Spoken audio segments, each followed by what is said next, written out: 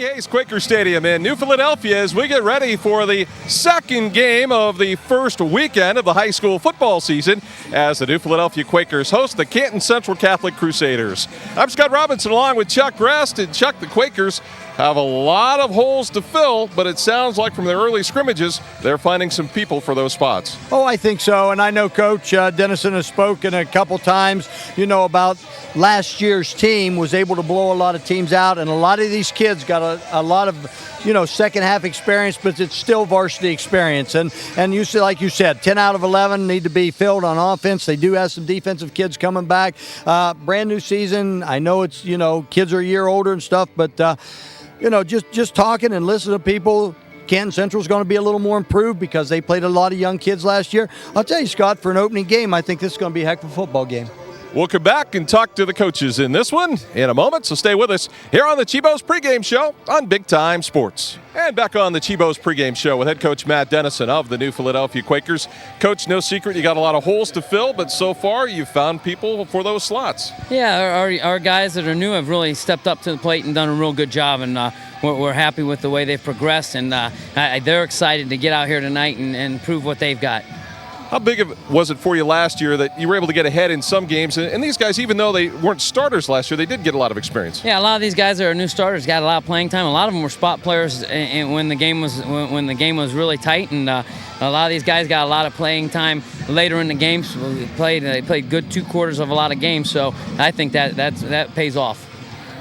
You've played Canton Central Catholic the last couple of years. Anything that you're expecting as a surprise tonight? I mean, it's been smash mouth football pretty much. Yeah, and that's what Coach Kleinfelder, he comes from the same school that I come from. We're going to line up. We're going to come after you, and if you can run the ball, you're going to run the ball. And both teams are going to be looking to stop the run. That's what we've got to do to them. We've got to control the run game, and we've got to be able to run the ball effectively. Good luck tonight. Thanks, Scott.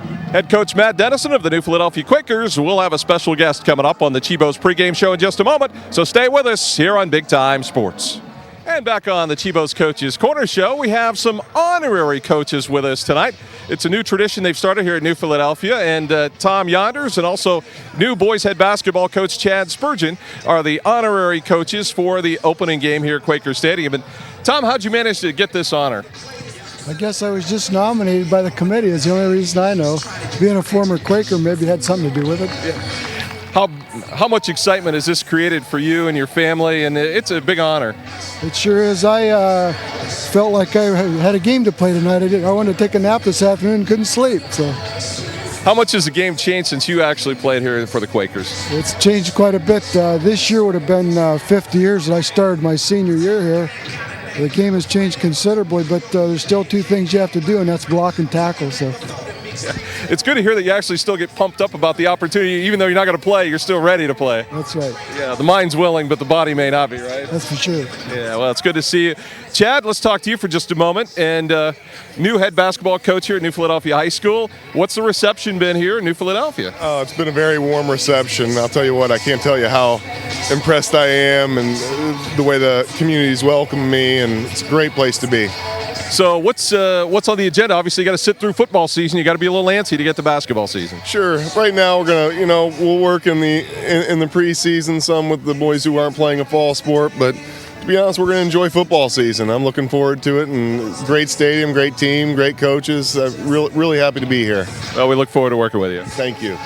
Chad Spurgeon and Tom Yonders, the honorary coaches for tonight's game here at Quaker Stadium. They are proud Quakers. We'll come back with the opening kickoff in a moment, so stay with us. That's been the Chibos pregame show right here on Big Time Sports. And welcome back to Woody Hayes Quaker Stadium. Scott Robinson and Chuck Rest getting ready to kick off the high school football season for the New Philadelphia Quakers and the Canton Central Catholic Crusaders. And there you see something new that's happening this year. It's the Quaker Tunnel.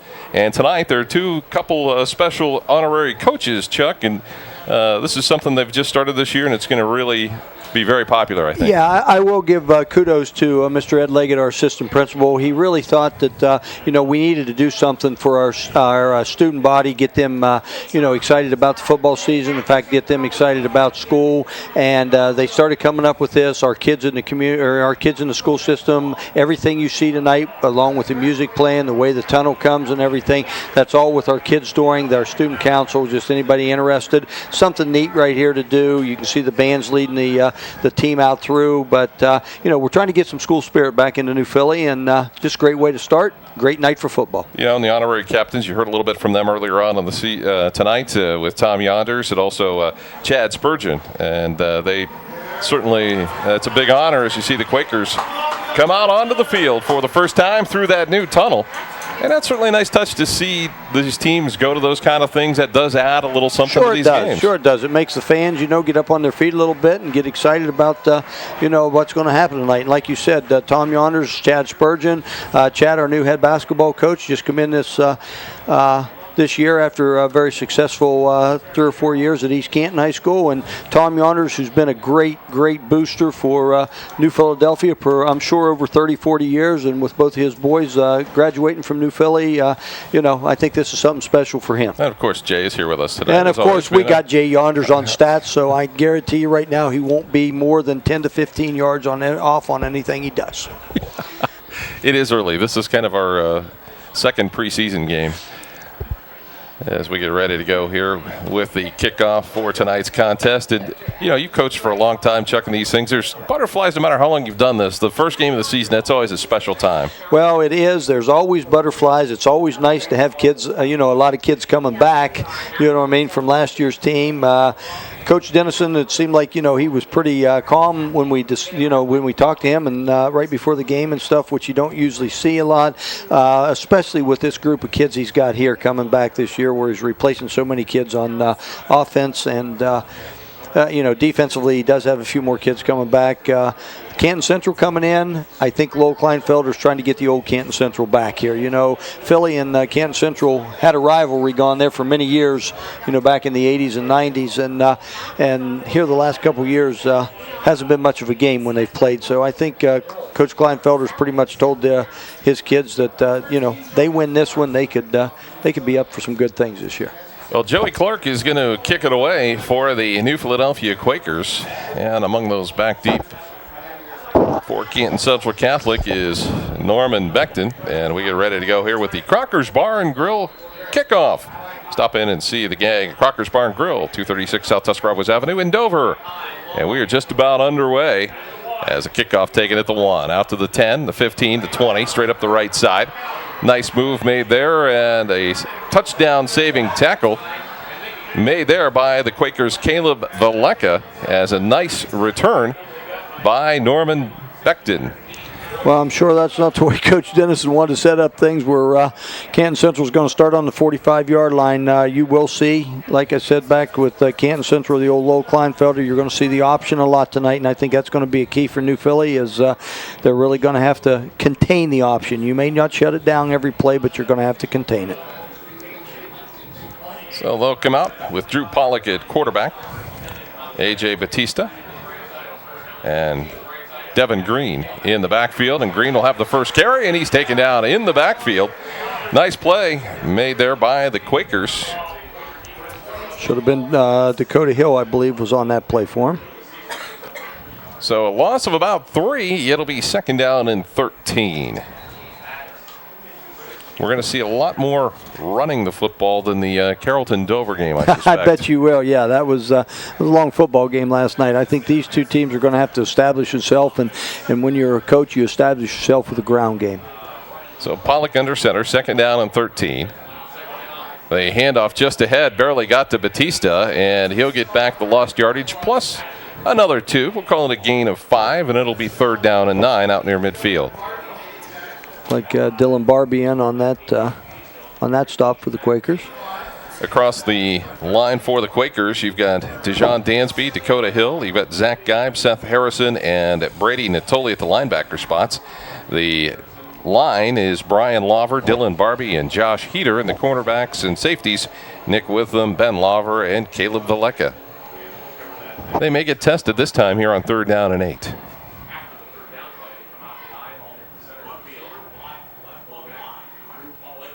The handoff to Green. Green straight ahead. Bulls forward. He is going to be close to the first down, and this will depend on the spot. Looks like he might be just a little bit short. It'll bring up fourth down. Looks like he's going to be a little bit less than Well, about a yard short, I think, on that one, Scott. What do you think? Go for it? Looks like that's Well, what they may do. I think it wouldn't surprise me if he did. You know, I think this is one of those things where you want to make sure that you establish your offense and give those kids up front some good positive attitude to see if they can blow the Quakers off the line here for a yard. Big line across the line, 275, 235, 180, 230, and 280. And Green's going to be stopped. Ball's loose. Quakers are going to have it. A big turnover as the new Philadelphia Quaker defense comes up with the big turnover on that 4th down play. Great job right there by Deshaun Dansby. Got through there. Made the first hit on the running back and had a little help and jarred the ball loose, and that's going to give the Quakers a great field position. So Mitch Riker will enter the game at quarterback for the Quakers as we take another look on the defense by Mount Hope Fence. Ball was loose. Looked like 82 might have been in there on the recovery. Like Deshaun Dansby and Dakota Hill were the two that had him cough the ball up for him. So 1st down and 10 for the Quakers. Will set their offensive line after this play. Out of the eye, Valeka in motion to the left. A handoff straight ahead to Quinn Angel. He's going to have some running room. And a nice run down to the 46-yard line of Canton Central Catholic. Gain of about 6. That's what they're going to need right there. They're going to need Quinn Angel and Dakota Hill to kind of, spearhead the offense right now because Riker's pretty much a controlled passer. You're not going to see the deep ball very much this year, I don't think. They're going to see the short things, maybe the bubble screens like that to get things moving, but I think they're more of a little more of a running football team. And they'll hustle up to the line of scrimmage on 2nd down. They'll stay in the eye. Cooper Hill, the fullback. Angel, the tailback. He'll get tripped up right at the 45-yard line. Let's set the offense for the Quakers. It's Tyler Rowe and Brody Barbie at the tackles. Josh Heater and Ryan Godfrey at the guards. Paul Barrow at the center spot. The tight end will be Michael Bizzoli. The split end, Caleb Valeka, the flanker. Ben Laver, quarterback Mitch Riker, and in the backfield, Cooper Hill and Quinn Angel. So it'll be 3rd down and 2. See what the Quakers can come up with here as Laver split wide to the left side. Handoff to Angel. Straight ahead, he'll have the 1st down at about the 41-yard line. Nice movement right there by the Quakers offensive line. They just kind of got a little bit below and drove them right back, and Quinn Angel just followed his block and picked up about 4 or 5 yards there. It was a nice start by the Quakers for that 1st down. Yeah, it's critical for Mitch Riker to get off to a good start. I mean, that's really important for the Quakers, I think, because he's trying to fill some big shoes. Right. That's going to be a thing, and I think Coach Dennison will go ahead and just let him play, just controlled football here and get his feet on the ground. Handoff to Angel again. This time, not much room there as the gap closed there very quickly. Looking at some of the defensive players here for the Canton Central Catholic Crusaders. You've got Harrison Falconer, Rocco Pellegrino, and John Miller across the front, along with Mark Goodnight and Zach Ungashik, the outside linebacker. As across the middle, catch by Bizzoli. Looks like he's going to dive for the 1st down and have it inside the 30-yard line as Zach Ungashik makes the tackle for the Crusaders. Nice job there by Riker. He sit in that pocket, and he was starting to get a little bit of pressure, but he went ahead and let Bizzoli get open as he was doing a crossing pattern, and that's that's going to be his key right now is Bizzoli throwing the football. And like I said, he's not going to throw it deep a whole lot. It's just going to be a controlled passing game. But I do notice the Quakers here, and Coach Dennison talked about a little bit, they want to play fast this year, and that's something that they have kind of instilled in this offense. Hill is out. Nick Witham is in at the wideout spot here on 1st down and 10 at the 30-yard line. Riker looks at the option. He'll pitch it to Angel. And Canton Central Catholic all over that as Ungashik and linebacker Scott Ezzo had that sniffed out from the get-go. Nice job right there by Canton Central's defense. They just ran it right down the line, and they were going to go ahead and make Riker pitch the ball real quick, and that's what they did, and they were able to converge on it. So the Quakers in Crusader territory at the 35-yard line or 34-yard line after holding on 4th down, actually recovering a fumble by the Crusaders. Second down at about 13. Riker looks to the outside. Laver is there, looks for a little bubble screen block out there, and nothing there. They might have got back to the line of scrimmage. Nice pursuit there by the Crusaders defense on that. They pretty much read that all the way and flowed right to the football, and Laver really didn't have any place to go on that. So it'll be third down at about 14 here. About halfway through the first quarter. Coming up next week on Big Time Sports, we have Claymont hosting Indian Valley. That'll be a dandy. As week 3, it'll be Canfield at Dover, and then week 4, we'll be traveling to Coshocton as the Quakers on the road. See, right now they got a freshman in here with the Quakers with Jamal Johnson out here in the slot. Riker under pressure. He's going to be sacked, and he'll lose yardage all the way back to about the 42-yard line. And the Quakers will have to punt for the first time. So that time the jailbreak was on, and the Quakers just couldn't account for it as we take another look at it on the Weaver Barnes you can see right there, I think Canton Central just pinned their ears back on that one because they knew the Quakers were going to have to throw the football a little bit, and they just put the blitz on and didn't have enough people to stay in to pick them up. Dakota Hill will punt. And he's going to nail one that will roll into the end zone. And it will come out to the 20-yard line where the Crusaders will have it.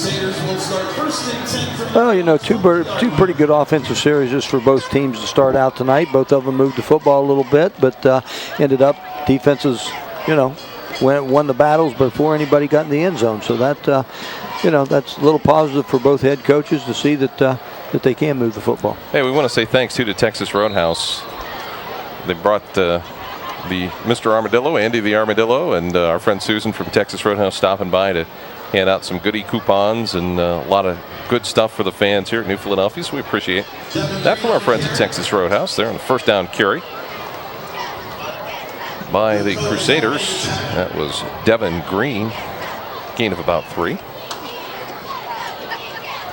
I think you'll see a little bit now. You know, you always have the jitters and everything when you get out there the first time and stuff. I think both of these teams will settle down a little bit, and I think we still, like I said, we're going to see a lot of the ball on the ground from both teams here, but you can see how they're each kind of picking up the speed a little bit of the game. They look at the option. Pollock will pitch it, and Green's going to have it fumble. Quakers are after it. Pollock was in there at the bottom of the pile. Looks like the Quakers have it. They recover a second fumble by the Crusaders. So New Philadelphia comes up with another turnover.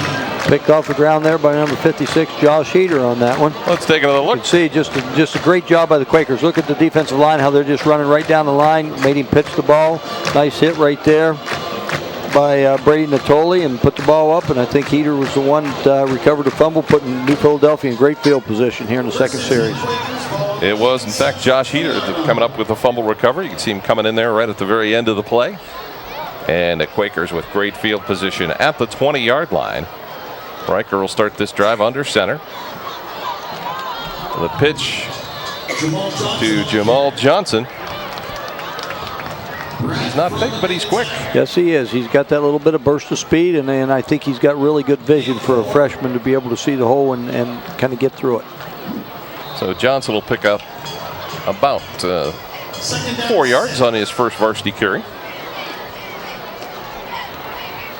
And it's second down and 6. 4:02 to go on the Dover Dental Group scoreboard here in the first quarter. No score between New Philadelphia and the Canton Central Catholic Crusaders. Riker, the handoff to Johnson this time. Nowhere to go. And may have gotten back to about the line of scrimmage where it'll be third down.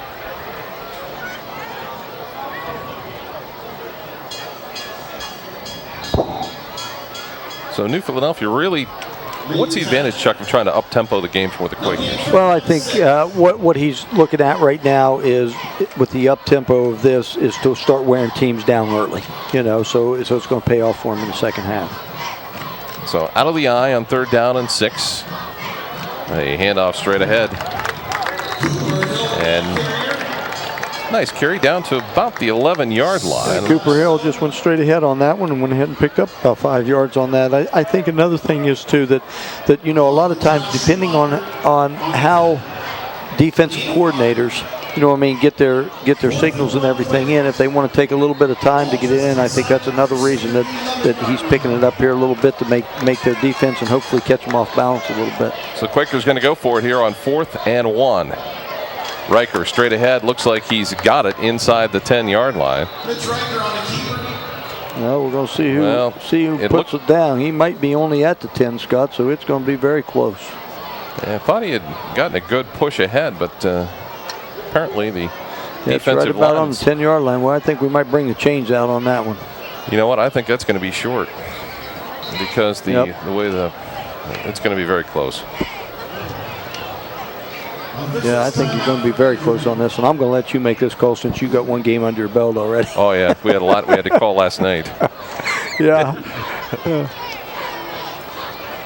Oh boy, that is going to be. I think he's going to not make it. I think it's going to be football to Canton Central. Well, the Canton Central Catholic Crusaders hold.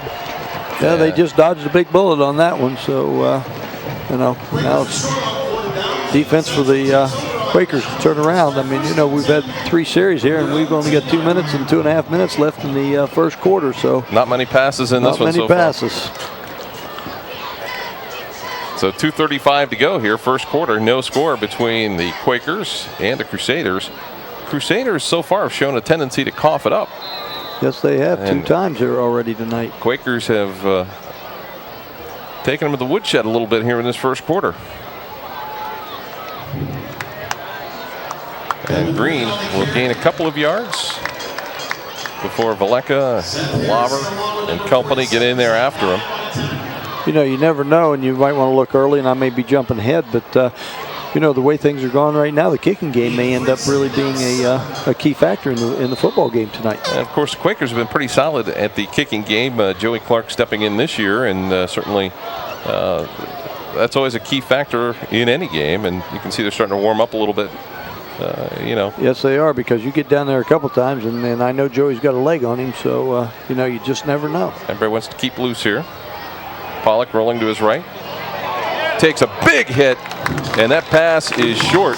But I'll tell you what, an absolutely big hit by Seth Harrison as he laid out Pollock back inside the 5. Yes, he did. I thought they had him blocked, and he just kind of bounced off one and went to another and got a seam on there and just put the hit on Pollock right before he was able to throw the football. So, you know, Quakers are looking pretty strong defensively here. They're doing everything they need to do, you know, right now. Well, I think I think everybody expected the Quakers to be pretty good defensively. Solid defensively, yeah. That was where their strength was coming in, and so far they've met the challenge.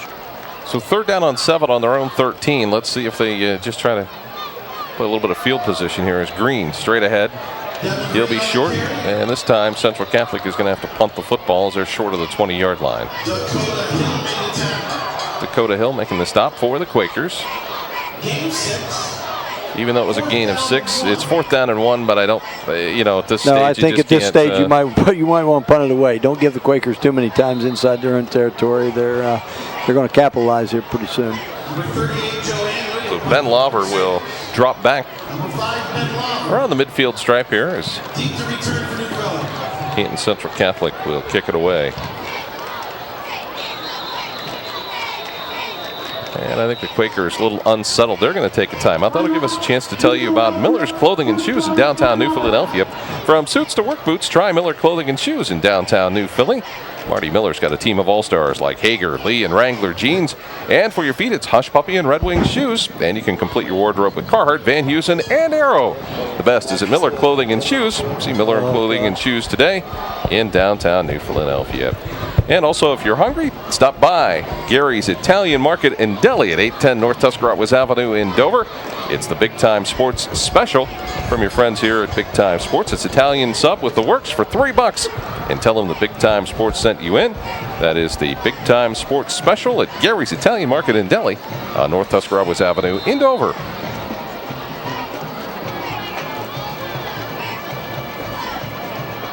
So, Central Catholic ready to punt the football away. Nice floater. Laver's going to call for the fair catch at about his own 45-yard line. And again, Quakers with good field position. They're in good field position, and they played. The whole game's been played on this side of the 50 both ways. So other than the big return that the Crusaders had right at off the get-go, the Quakers have pretty much dominated this football game.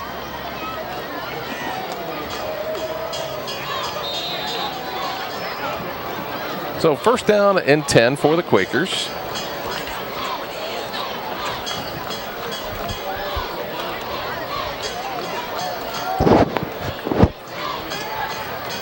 Riker rolling to the right. Pass incomplete. Intended out there for Cooper Hill out of the backfield. Yeah, Cooper just ran through the tackle and a little out in the flat, and I think Matt was trying to mix that up a little bit and get something going on first down here. Well, you can certainly see, I don't want to say that they're protecting Mitch Riker, but they're trying to give him some easy throws to kind of settle in. Exactly. That's what they're doing. They're not making him do anything that he probably can't do right now. They're trying to throw the ball around a little bit to different people. And he's got a lot of talent. It's not that he doesn't have the talent. They just want him to get comfortable. The handoff straight ahead. And not much there, maybe gain of about 2.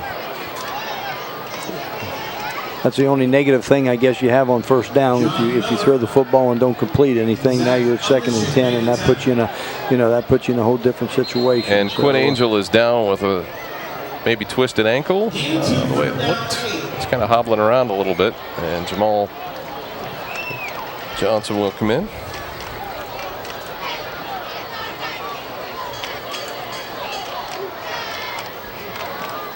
So the Quakers going to take an opportunity for a water timeout, looks like maybe. As it is kind of a warm night, but it is a great night for football. 38 seconds to go here in the first quarter, and that'll give us a chance to talk about a few more of our great sponsors. One of them is the Bargain Hunter, and we want you to know the Bargain Hunter's moved to 225 West 2nd Street in Dover. They're above Advantage Paints, and the phone number there still the same as it was at their other location, 330-343-4377. Stop in and participate and purchase some advertising from our friends at the Bargain Hunter in downtown Dover. So here we go on 3rd down and 8. Out of the I formation. The draw play. Johnson nowhere to go. He's going to be stopped. Maybe short of the original line of scrimmage for that play. So that brings up 4th down. Quakers just really playing a kind of a field position Sure game. They are. That's what they're doing right now because, like I said, Coach Dennison, knows what to do here, and he figures, hey, we played first quarter, nothing, but we need to get our offense here going, and let's get their, let's get their feet wet a little bit, and I'm sure he's going to, open a couple things up here in a little while. Quakers don't really need to be in any hurry. They don't need to snap the ball here. We'll see if they do. And they did not get it away. So that is the end of the first quarter. We've had no score between New Philadelphia and the Canton Central Catholic Crusaders. Chuck Reston and I will be back with more in just a moment, so stay with us here on Big Time Sports. We're ready to go with second quarter action. The Quakers are going to punt the football away again. And this time a nice end over end punt. Fair catch and bobbled. I thought there was a fair catch sign made. I believe there was. I think what happened was that Tommy Roth, number 29, made the fair catch signal and ended up hitting the other kid, so he took off with it. But that's an automatic right there. It's got to be put down. So I believe there's a flag as well laying there by the spot of the football, and that was kind of a weird situation. The fellow that waved his arm botched the catch. Right. It flipped to the other player, and then he took off with it. So that obviously is probably going to back. I would think that would be have to call it a delay of game of some sort on that. So, yeah, that's going to back him up probably 5 yards. And see the officiating crew. Good friend of Big Time Sports there, Mike Sutter. And the rest of his crew. Bill Hildebrand, Larry Burton, Dave Libertor, and Bill Kennedy. So we'll take a look here at the call.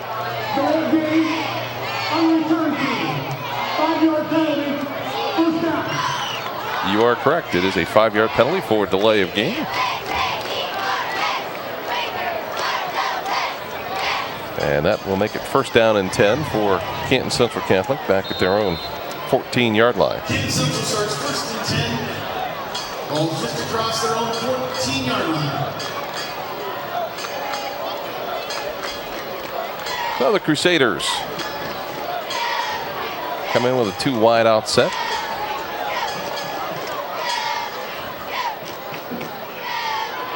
And the handoff to Batista.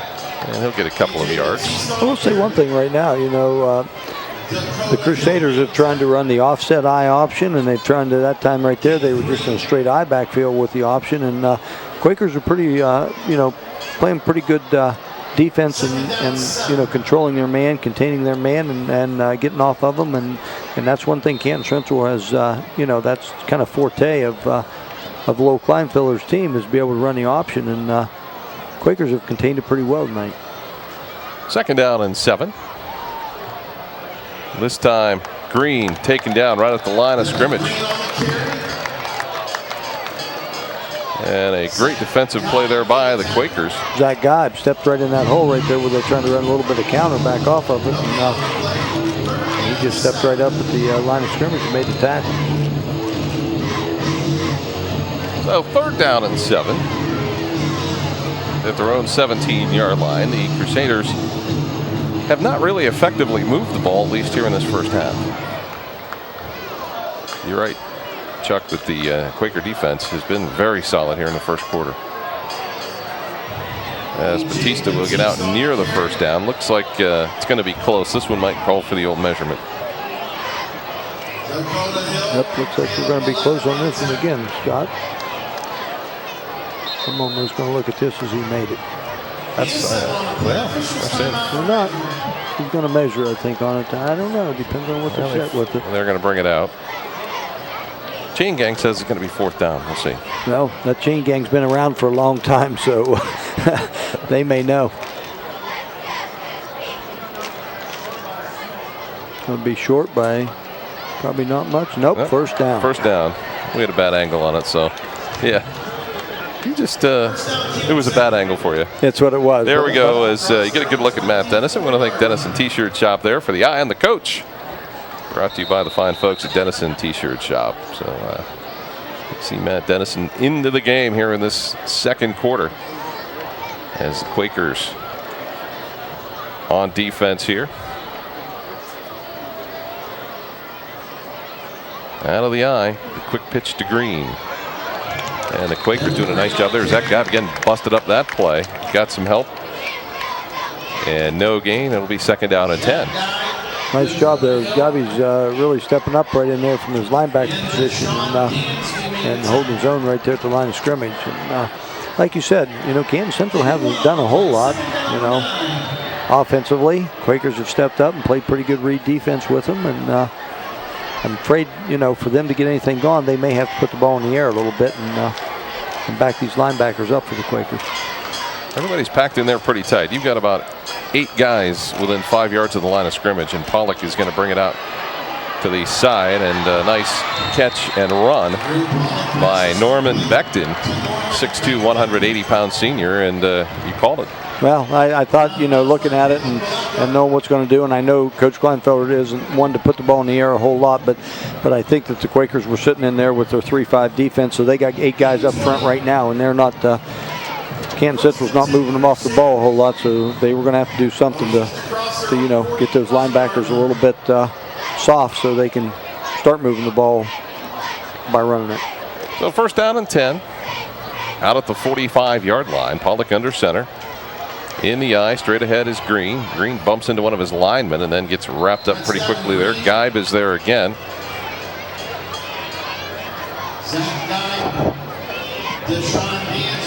Also in there, Deshaun Dansby.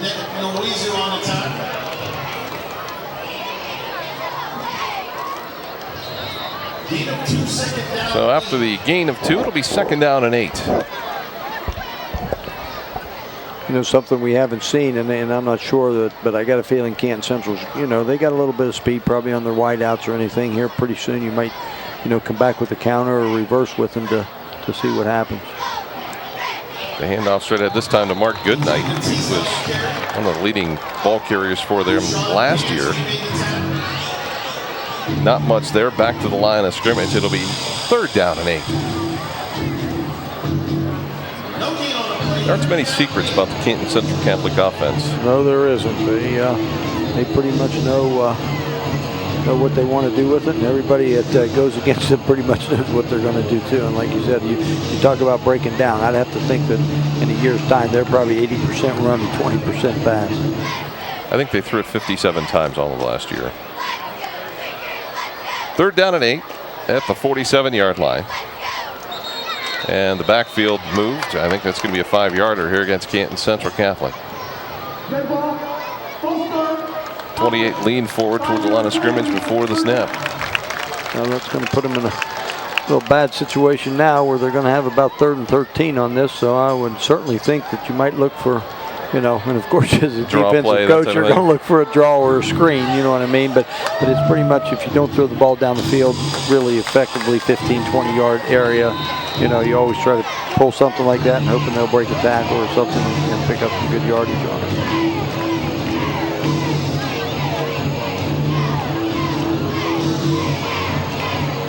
Third down and 13.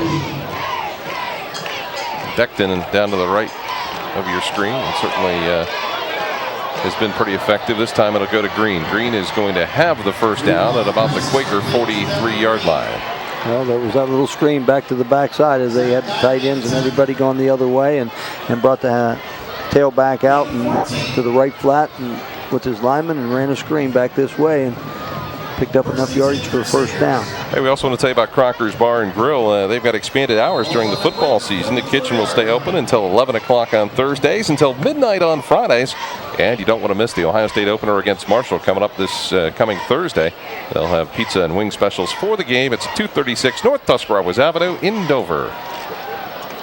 First down and 10. Pollock across the middle. It's going to be knocked away by Caleb Valecki. That one had INT written all over it. Yes, it did. He just took a little bit of a wrong angle on that, or he would have had that one in 6 points, I think, the other way, because that boy's got a little bit of speed and just read it just a little too long, come in a little bit too late, or he would have had a pick for him. Drew Pollock took a whale of a hit here, too, as we take a look at it on the Weaver Barnes rewind. See a little bit right there, and he's got that arm up in the air, and he's got 2 black shirts just coming right at him. You can see Valecki right in there, just got a little bit of a late jump on that, or he would have been able to pick that off just like a receiver. Second down and 10. Pollock hit from behind and is lucky to hung on to the football, as that was a huge hit in there by Dejon Dansby. Yeah, that's one of those situations that now he's going to worry about the backside now if we get a replay on that one, because he was looking all the way down the right side to throw the football, and Dansby got him from the weak side on that one and just leveled him out pretty good. So third down and 15, and that was one of the biggest hits we've seen early in the season. Yes, that was. That was just picture perfect hit by Dansby on that one. 6:27 to go here in the first half. Coming up at halftime, we'll have the Big Jim's Burgers and More halftime report. The handoff straight ahead to Green, and I think they decided, you know what, we're going to throw the white flag up on this one, and we're just going to kick it away. Probably a good move on their part. 6 minutes to go in the half, and if they can get a punt down inside the 10, make the Quakers, who pretty much controlled offensively, not a big threat to go deep quick. So big smart move right here by the Crusaders.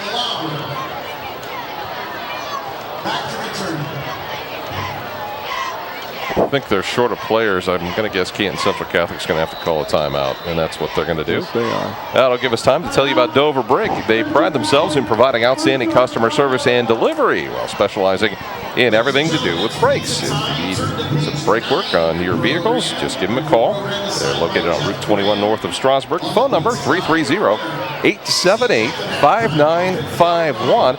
And be sure to check out their heavy-duty equipment sales as well. It's Dover Brake in Strasburg. One of the things, too, that returns this year, Chuck, I know that you enjoy it, too, is being able to listen to the band at halftime. And Lavender Bridal's bringing back the band show again this year. Well, so that's good. We want to thank Lavender Bridal for that. And, there's a lot of good area bands, around Tuscarawas County. And boy, we do, you and I both do sit up here and look forward to watching those bands.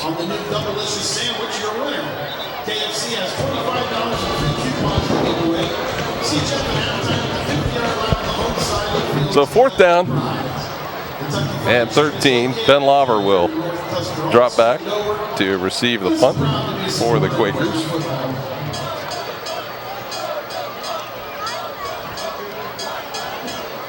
Quakers nearly get to that. They're going to have a little collision with the punter there. There was no call, and the punt itself is going to roll down to about the 17-yard line. That snap was a little lazy getting back there. That was very lazy snap getting back there, and there was 3 Quakers in there pretty quick. And I think the punter for Canton Central and Devin Green kind of like short-armed that one, I guess you'd call it. Tried to win the Academy Award. The officiating crew didn't buy it. And it's 1st down and 10 for the Quakers at their own 15-yard line.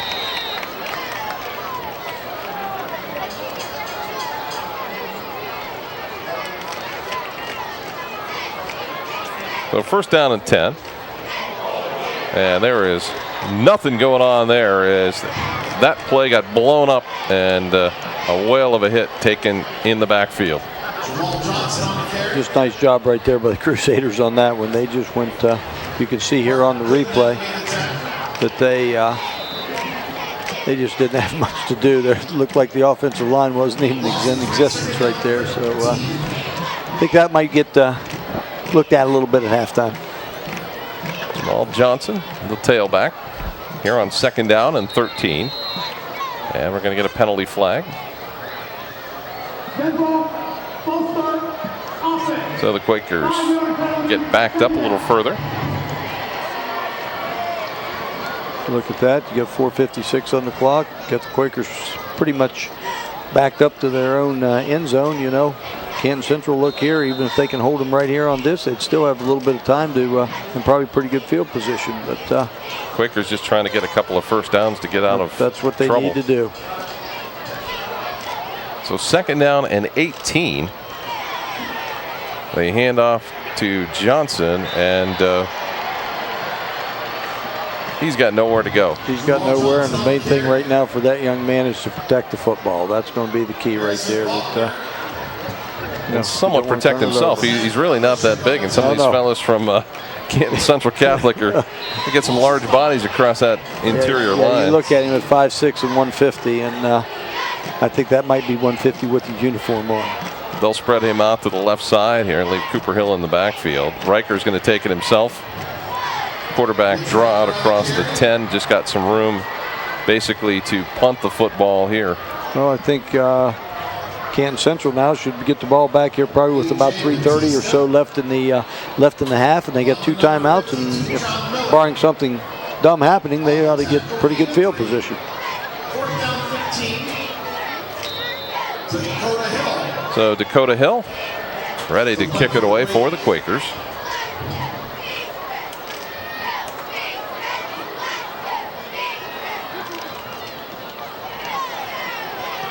So the kick away.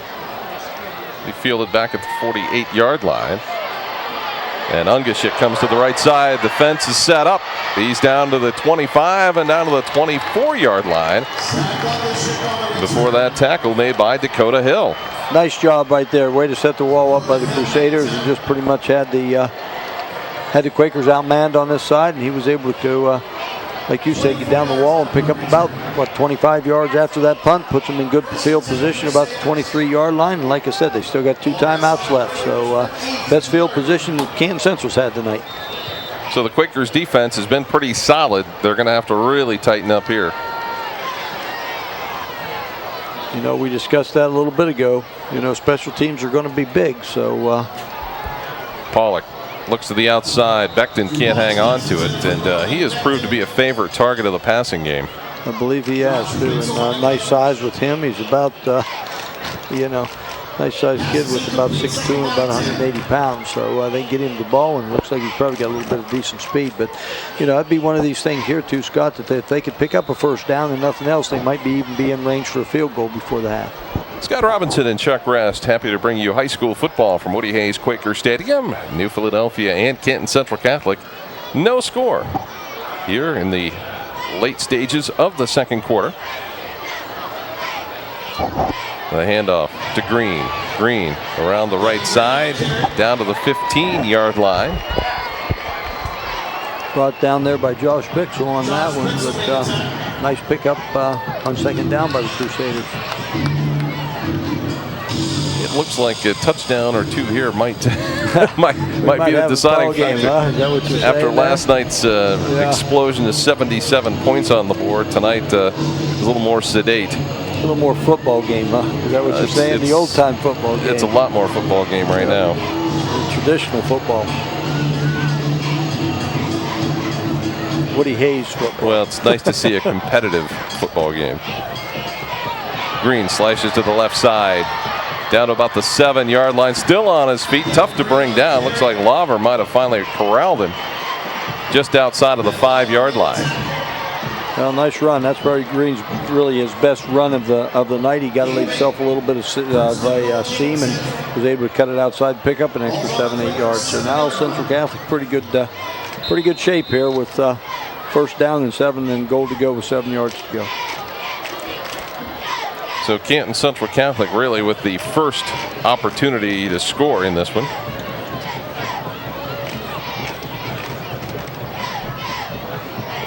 So we'll see what they opt to do, as if we can't guess. Yeah, we're going to see There's the old full house backfield.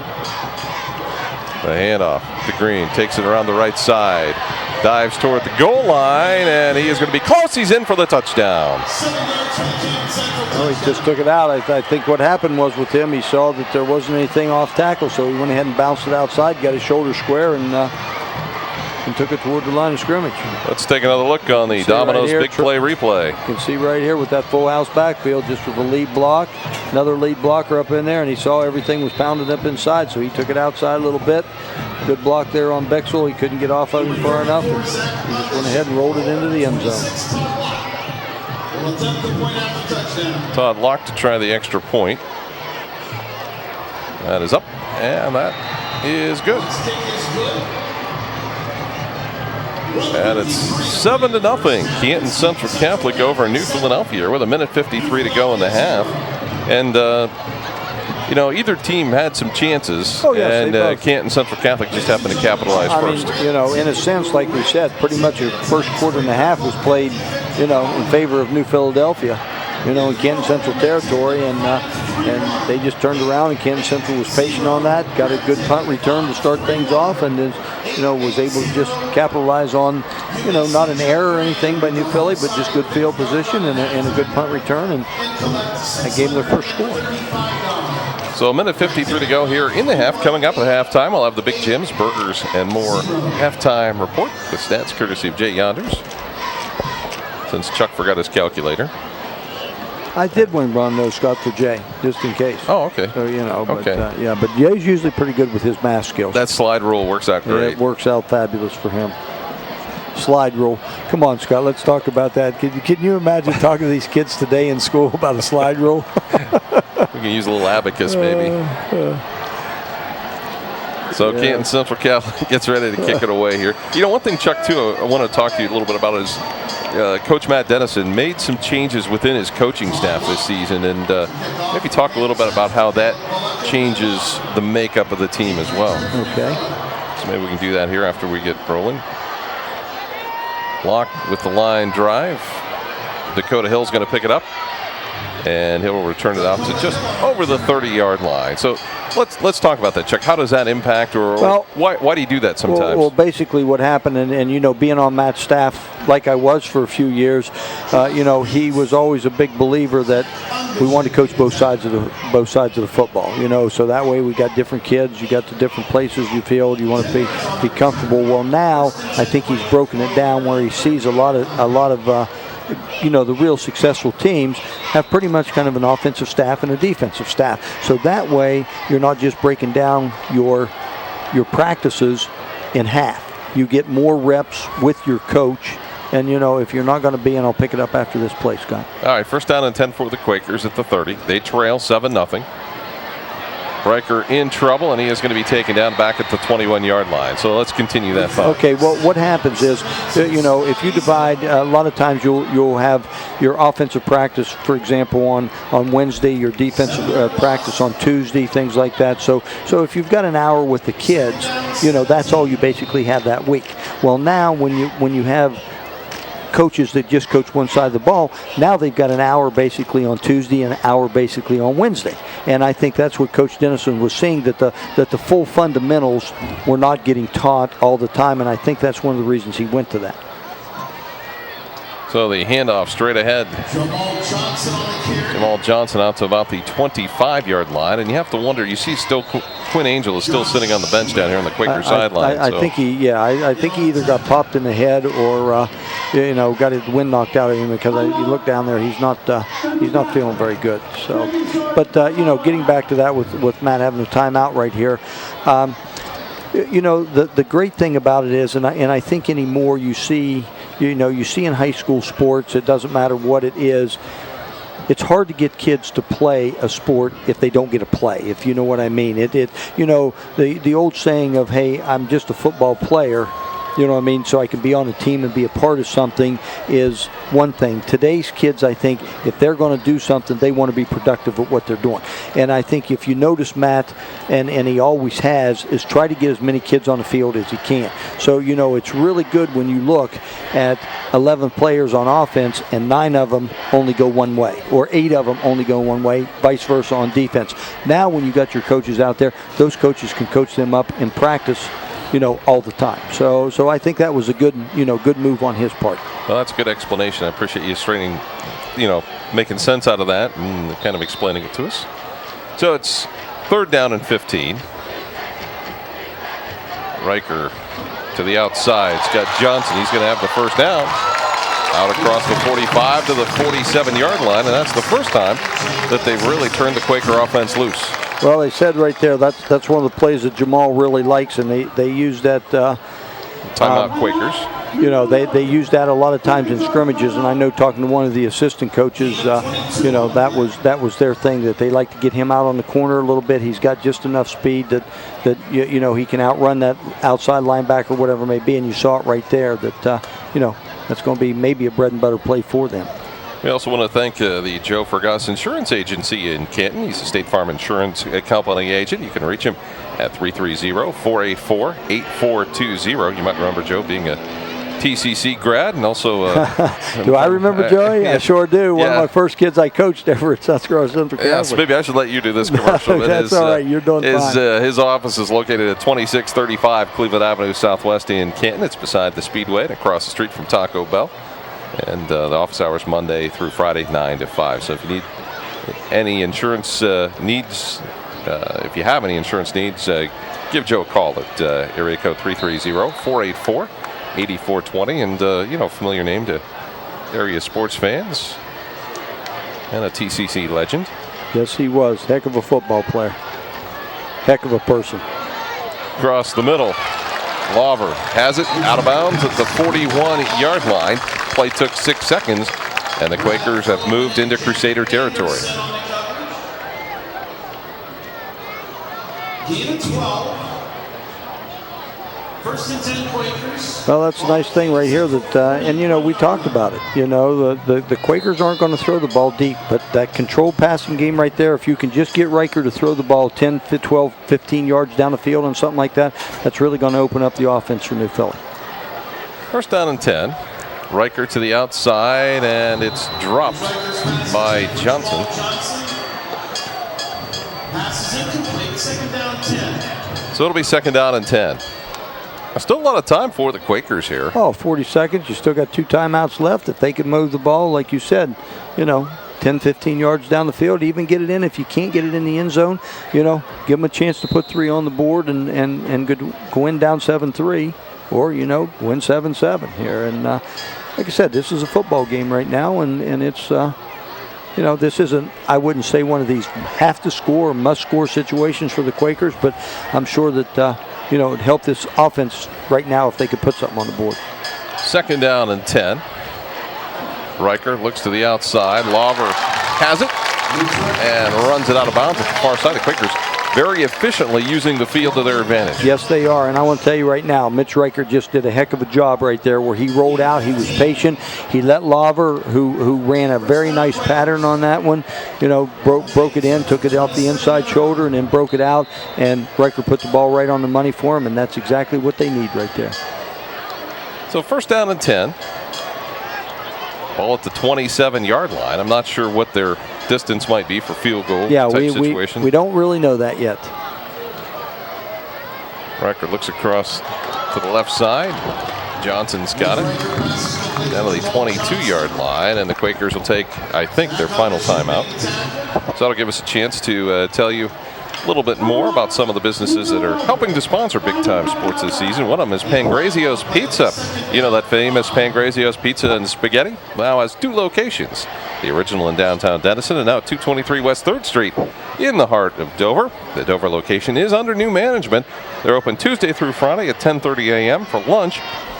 And they have many luncheon specials daily. The Pangrazio's Pizza and Spaghetti House open weekdays until 10 o'clock, weekends till 11. Eat in or carry out. Pangrazio's Pizza is always delicious. I'd have to agree with you on that one, Scott. Pangrazio has been around for a long time. Yep. As a kid, I remember seeing Grandma Pangrazio down in Denison. Yes, you did. I know, I'm ancient. I didn't say that. I know. But their menus were in stone tablets when you went there. When I went there, it was one thing, pizza. Yeah. Nothing but pizza. Second down and 5 for the Quakers. They've got to be mindful with only 27 seconds left on the clock. You've got to think they may want to try to go to the end zone or go to the outside. And that one's knocked away. That's going to be a fumble right there, yes. That might have been a fumble. Now we're going to look at it right here. I don't know. He's going to try, Coach Dennis is going to try to have him down it real quick and at least get one more play off. So the Quakers quickly line up. And now going to get a penalty out of that? Well, you know what? Was there a flag there? The only thing I could see, and I didn't have the angle, was that, and I don't think it made a big difference. I'm not sure that Jamal was lined up right. That was just definitely a fumble. That was definitely, yeah, you're right. That was definitely a fumble right there. But Riker was, quick enough to get right back there and cover it up for him. Apparently, with the clock stopped, they must have ruled it an incomplete pass. No, they just ran another play and he downed it. So, well, I thought you they got blew the whistle before that. Yeah, you got fourth down right here. All right. A little confused by that whole sequence there. Is that one, I believe, is incomplete. And with 2 seconds to go, Canton Central Catholic thought they waved it off. Now they're talking about it. So what are they going to do here? Are they giving it a catch here? Or? A little bit of confusion. And what they got. I thought they did have ruled it an incomplete pass. I thought the back judge come up and said incomplete pass, but I think smart move on Coach Dennison's part and his offense that they ran right up to make it look like a catch, and it ended up being that the officials kind of slowed him down there just a little bit. So first down, Central Catholic with 2 seconds. I think everybody can adjust to it if you make the call quickly. I think so. So good call there by the officiating crew to get it sorted out. First down and 10 for Canton Central Catholic with 2 seconds to go. Nothing fancy here. They'll just take a knee and that'll end the half. So we'll have the Big Jim's Burgers and More halftime report. We'll also have the Lavender Bridal Band Show. That's all coming up here at the half. So stay with us. 7-0 Canton Central Catholic leading New Philadelphia. Stick around for more of Big Time Sports. And we're back at halftime at Woody Hayes Quaker Stadium, getting ready for a performance here just briefly. But before that, the cheerleaders going to perform here at halftime. And certainly we want you to enjoy that. And we're going to maybe do a little bit of a audible here. And let's go ahead and do the Big Jim's Burgers and More halftime report here. And Pretty good first half. Canton Central Catholic leading New Philadelphia 7-0. So let's take a look at the numbers here for the Big Jim's Burgers and More. Well, you can see, like you said, Scott, that been a pretty good, solid first half. Both teams ran the football. Most of their offense was built around the rush. Canton Central, 19 attempts for 50 yards. Passing, they only threw the ball 2 times and completed 2 of them for 34 yards with a total of 84 yards of offense. They did have 2 turnovers. New Philadelphia, 18 attempts on the ground, minus 2 yards. A lot of that had to do because Mitch Riker got sacked a couple times. Passing, though, they were 6-10. Opened it up a little bit there toward the end of the half and started throwing the ball down the field a little more for 63 yards with a total of 61 yards in offense. No turnovers for the Quakers. Well, I guess you could say it's almost been your typical situation of first night of football. Oh, definitely. And we knew coming in that both of these teams, you knew Canton Central from the get-go. They've always been, Lowell Kleinfelder's been there who knows how long. They've always been always been a running football team. That's exactly what he wanted to do. This is his kind of football game. Matt Dennison, on the other hand, Matt was one of those guys, he'd like to, mix it up. I mean, if it was up to him, he would go 50-50, throwing the ball and running the football. And here, luxury, over the past 3 or 4 years, he's been able to do that. With the new quarterback in the system, along with, 9 other players, when you only had 1 kid coming back, offensively, you were going to have to do some stuff to get them to be productive. We want to thank Big Jim's Burgers and More for hopping on with us again for our halftime report. And certainly we're getting ready here for a performance by the New Philadelphia Quaker Marching Band under the direction of Jeff Furby. And, of course, as always, the band show is brought to you by Lavender Bridal in downtown Dover. They're at 218 West 3rd Street in Dover. You can give them a call at 330-602-0333. Karen Stokey and her staff handling all types of things, whether it's a wedding, prom, special occasion. They have everything that you need at Lavender Bridal in downtown Dover. So the New Philadelphia Quaker Marching Band coming onto the field. And they'll be ready here momentarily. There's a lot going on, Chuck, here this first night at Woody Hayes Quaker Stadium. Well, like we talked about a little bit before the football game, I think New Philly's trying to pick it up a little bit, get the fans involved, get the kids a lot more involved, and just make it a total event, for the community. And I think, like I said, kudos to Ed Leggett on this and New Philadelphia's Board of Education, Bob Alsop, Superintendent. Let's get onto the field quickly here for the New Philadelphia Quaker Marching Band.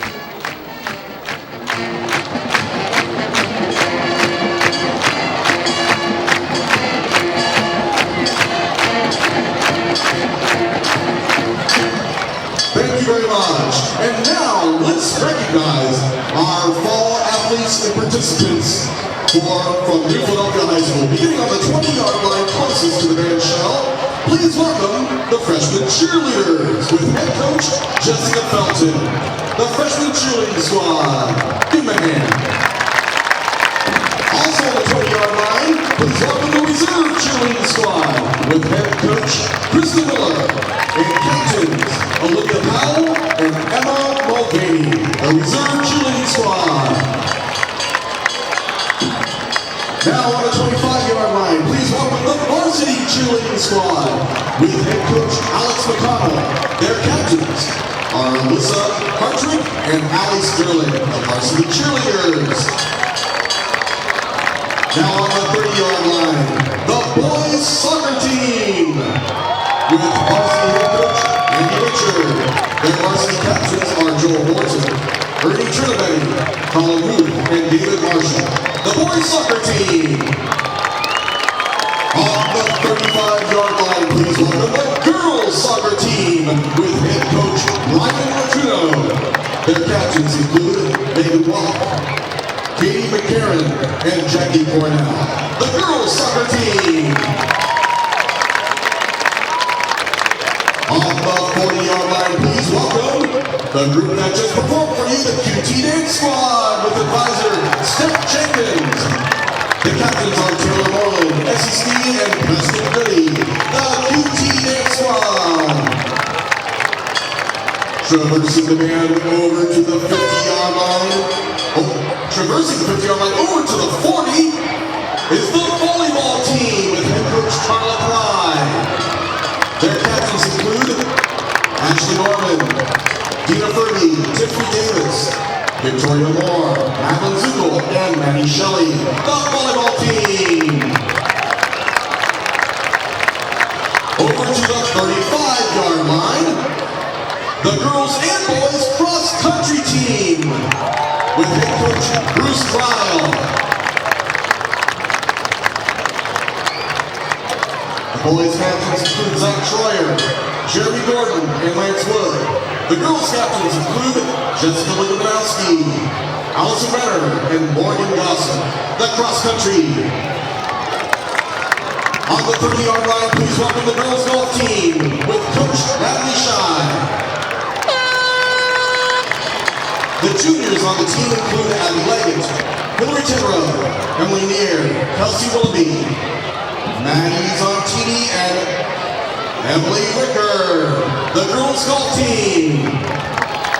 And as you can see, they're doing a little special event here. The first night of the football season here in New Philadelphia. All the fall sports teams being introduced. Band really is going to have an abbreviated show, but we wish we could bring you more of it. But it appears that they're not going to play very much here tonight. So that has been the Lavender Bridal Band Show, brought to you by our fine friends at Lavender Bridal in downtown Dover. Thanks to Karen Stokey and all of her fine staff at Lavender Bridal in downtown Dover. We'll come back with the third quarter kickoff in a moment. Stay with us here on Big Time Sports. Ready to go with the third quarter kickoff. Canton Central Catholic leading the New Philadelphia Quakers 7-0. Quinn Angel, the running back for the Quakers, hurt in the first half. Looks like he will not be back here in the second half as he is on crutches on the sideline. Looks like an ankle injury.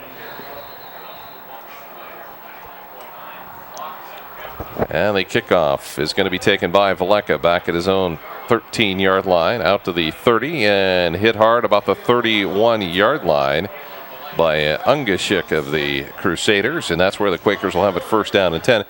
We also understand there's some questions whether Jamal Johnson may play or not here in this second half. So if he can't play, Chuck, what do the Quakers do at running back? Well, we talk about it, and there he is. Johnson's he's back out, so I think they're going to utilize him as much as they can. I know we said he got a little bit of maybe a mild concussion or something, but he must be okay because those concussions are those things that, they're not letting anybody play for. So he must just got dinged up a little bit. Riker to the outside. Valeka's got it. Short gain of about 3. It'll be second down and 7. So we talked about it a little bit off air that we think the Quakers might open it up here a little bit in the second half. That's what you and I were just sitting here talking about, and I think that's going to have to be the thing. They're going to have to utilize their split end, their H-back, their tight end a little bit, just, so Canton Central's going to, so they're not going to be able to just line up and stop the run. I mean, that's going to be the thing, and Coach Dennison saw that, and he comes right out of the bat, right out of the box throwing the football. So the Quakers with it, second down and 7. Handoff straight ahead. Cooper Hill across the 35 out to the 37-yard line. Another gain of 3.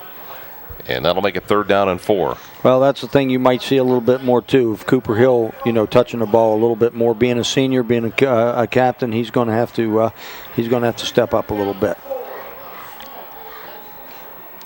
Quakers with the situation they have in the backfield, you've got to start thinking about durability itself as we have an official's timeout. Jamal Johnson, 5'6", 150. He's a freshman, and he's taken some hits here in this first half. Yes, he has, and like you said, durability, and you mentioned that too. At 5'6" and 150 pounds, that's And the situation with Quinn Angel, you get those ankle sprain. If it's a high ankle sprain, that could be a week or two. You never know. Exactly. So the Quakers might be in a little bit of a jam here early at the running back spot. The outside pass there to Valeka. He should have the first down out to about the 43-yard line.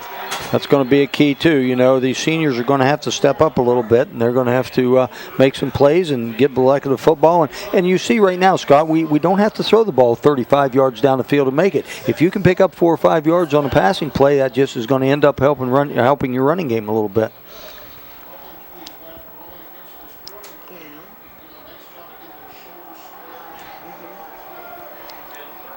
$10-11 to go on the Dover Dental Group scoreboard here in the third quarter. as Riker is going to take it himself and breaks a tackle out to about the 46-yard line in Crusader territory. So a nice run there by Mitch Riker. Nice decision.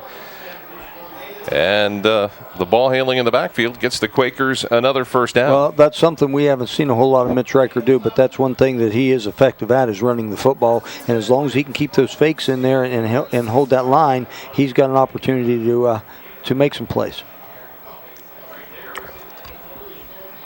First down and 10 for the Quakers at the Crusader 46-yard line. They trail 7-0.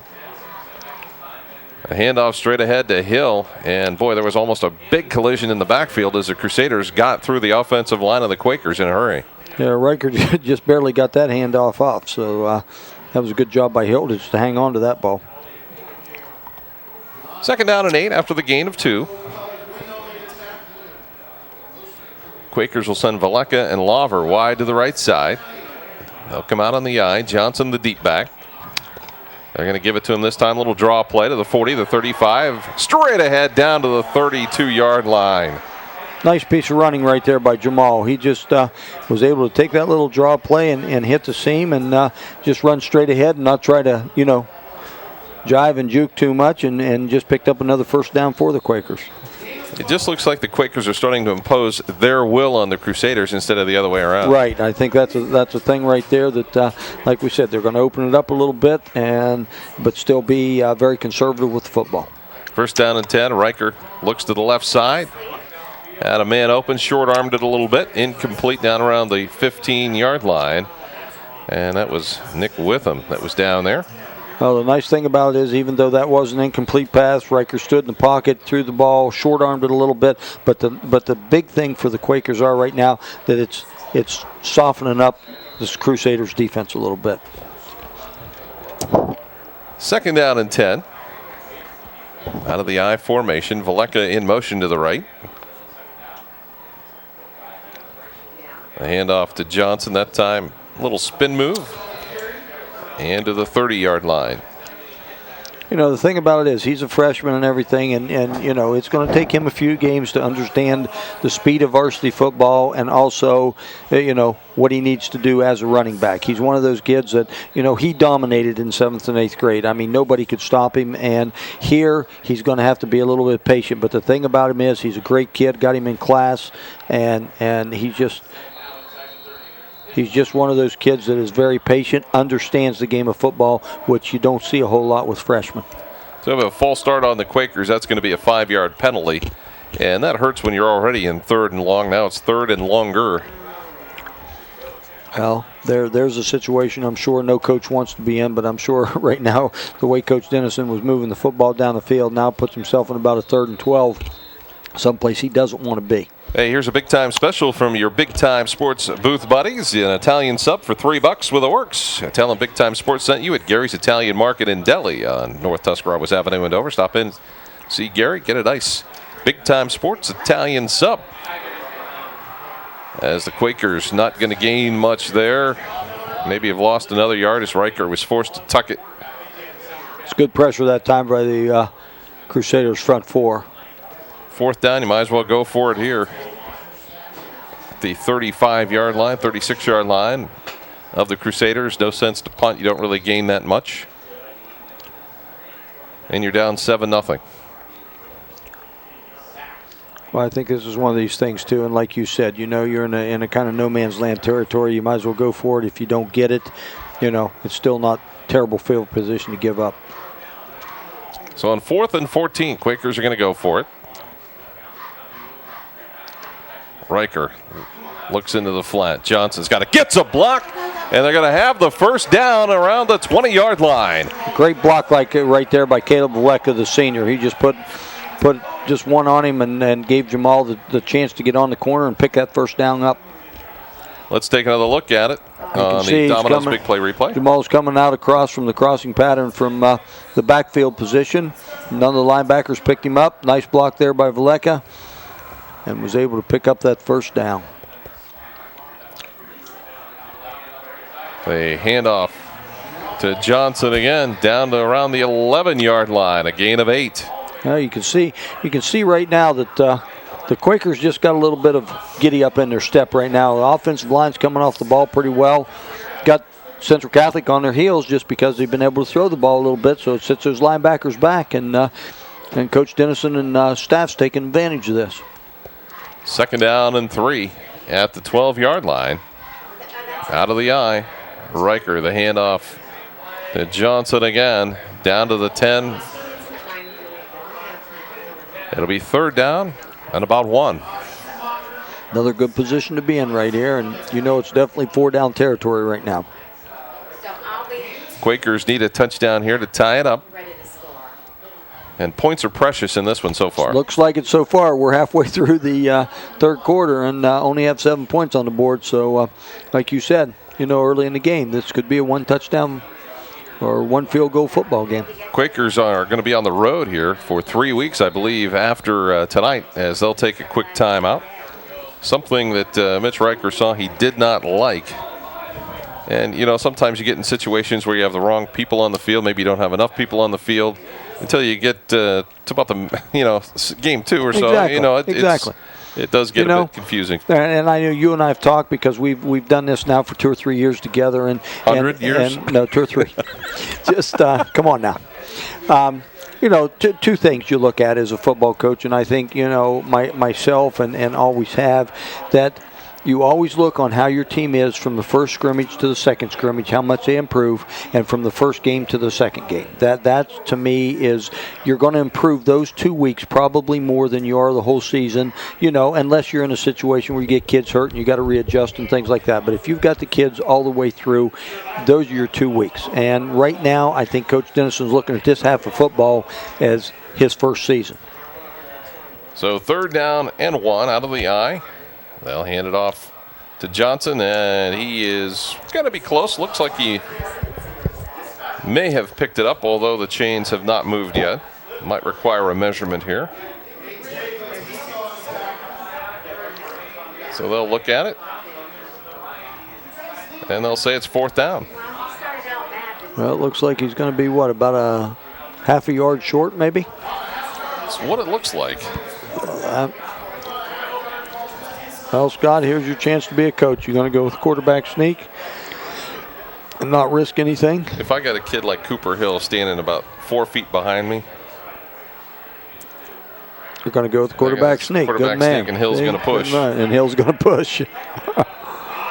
I think he might have picked it up right there by the linesman coming across. If it was not for the push by Hill, I'm not sure he would have made it necessarily. That could have definitely been. Riker's going to come back to the huddle and say, Hill, what the heck, man? Why are you pushing me in the back like that? I had it, Well, I don't know. They're going to measure it. I guess it's a little closer than what we thought, huh? Well, that's one of those things there. The offensive line has just got to get lower than the defensive line and blow them out there. There's really no excuse you don't pick up, 6 inches. Oh, boy. Looks like they held him. They did hold him. That's a bit of a surprise. That's a bit of a surprise right there, and that's not going to bode well for that offensive line tomorrow morning. That's going to be an ugly film session. Yes, that is. And realistically, they've done well to start out this, this second half. I mean, they come out, they take 6.5 minutes off the clock and move the football as well as they've moved it all night long, and then come up 6 inches short on that one. That's not a positive experience. Well, the big problem is it takes a little wind out of the sails, and that's where it's a momentum thing right now. 5:31 to go, 3rd quarter. The pitch to Green. We got a flag. I think we had a little movement with the right guard or right tackle here on Central's offensive line.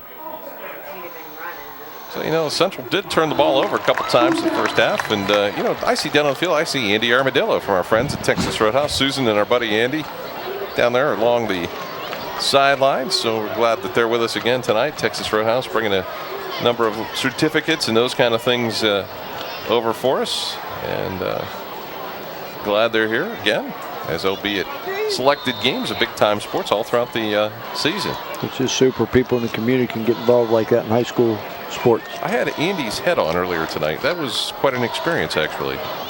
Yeah. I know it sounds kind of silly, but fumble in the end zone. Quakers trying to get it. they're going to end up with some points either way, safety, and it's I going to be believe. a safety. Yep. Well, there you go. Defense stepped up for the Quakers right there, and that was a big key for them. After the offensive letdown, defense stepped right up, and that's how you.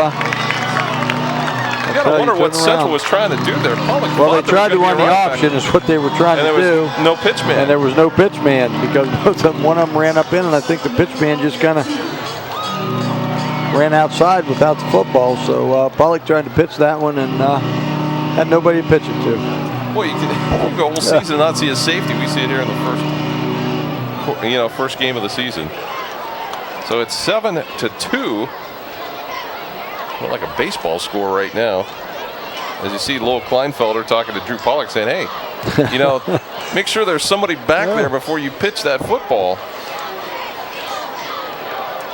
Well, that just could be the momentum builder that the Quakers need right here, because they're going to get the football, and then as people know on the safety, the kickoff there from the team 20. can either kick off or punt the ball, however they want to do it, from their 20-yard line. So that should be very good field position to start off for the Quakers. I guess our discussion about turnovers was pretty good time. I guess so. I'm glad you taught me all that, Chuck. Yeah, right. I learn every week from you, Scott. Wow. Wow. Obviously, I need to take some golf lessons off of you after our first little. I wasn't going to bring golfing up this year with you, Scott. Yeah, that's just because of what you owe me. But that's going to cost me. That will cost you. I believe I'm just looking right now and smiling about working big-time sports on week 4. That's all I know. Yeah, I believe we traveled to Coshocton that night, don't we, to have the Quakers and the Redskins in the battle? And I'm trying to figure out how to get that comped. And I'm sure if anybody can, you will. So here we go. Quakers should get decent field position. That might go. Well, pretty good good kick right there. Laver's got it at 35 to 40. Has some running room. Got a block. Midfield. Cuts to the right side. Still on his feet down near the 26-yard line. Well, right there you go. That's just exactly what New Philly needed. A great return right there by Ben Laver. Took it right up the middle and then saw an opening and cut it back to the right side. And was able to pick up great field position. In fact, you can see it right here. He just took it right up the middle. They pretty much had a wedge return, and he used his wedge blockers and then was able to get out in front of them and take it up. So if you look at the Quakers, that was a 6-yard difference right there from where Canton Central kicked off to where the ball got returned to. So first down and 10 for the Quakers. And now another opportunity, and wow, this one has turned around pretty dramatically. That time Johnson straight ahead, took a hard hit, back to the line of scrimmage, 2nd and 10. We get back to the point now of, it's going to be disciplined football by both teams, and who wants it more right now, because this is a situation that both teams are going to have to step up one way or the other and make plays. 2nd down and 10. Clock rolling down to 4:40 to go here in the 3rd quarter. And Cooper Hill coming out right now. I don't know what it is. I think he's hurt a little bit here, his ankle, whatever it may be. And looks like maybe cramped. He might have cramped up maybe. Couldn't get to the sideline. So that's what it is. It's a warm night. The fallacy is everybody thinks if you drink water after you get the cramps that's really going to help a whole lot. The key is to that, which I found out many times, you got to drink that water 2 or 3 hours before before you're going out to start sweating.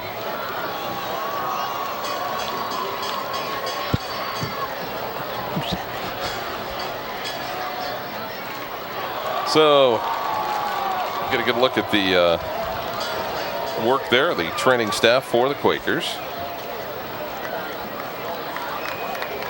Yeah, you can see right now he's really stretching that out, so that's when he ended up having the cramp. Hey, don't forget, be sure to stop by the Dennison T-shirt shop on the south side of Philly. From business to personal keepsakes, they can meet your printing needs. T-shirts, trophies, plaques, banners, decals, they have it all, so why wait? Check out the Dennison T-shirt shop on the south side of New Philly at 538 Avon Avenue Southwest, across the street from Big Jim's. Or give them a call at 1-888-308-0902. So So the Quakers with it, 2nd down and 10. Riker takes a big hit. Arm was going forward. It's an incomplete pass. Yeah, kind of knocked the, I believe that was Johnny Miller from his defensive line spot, got his hands up in the air and was able to knock Riker's pass down on that one. So clock stop, 4:37, 3rd down and 10.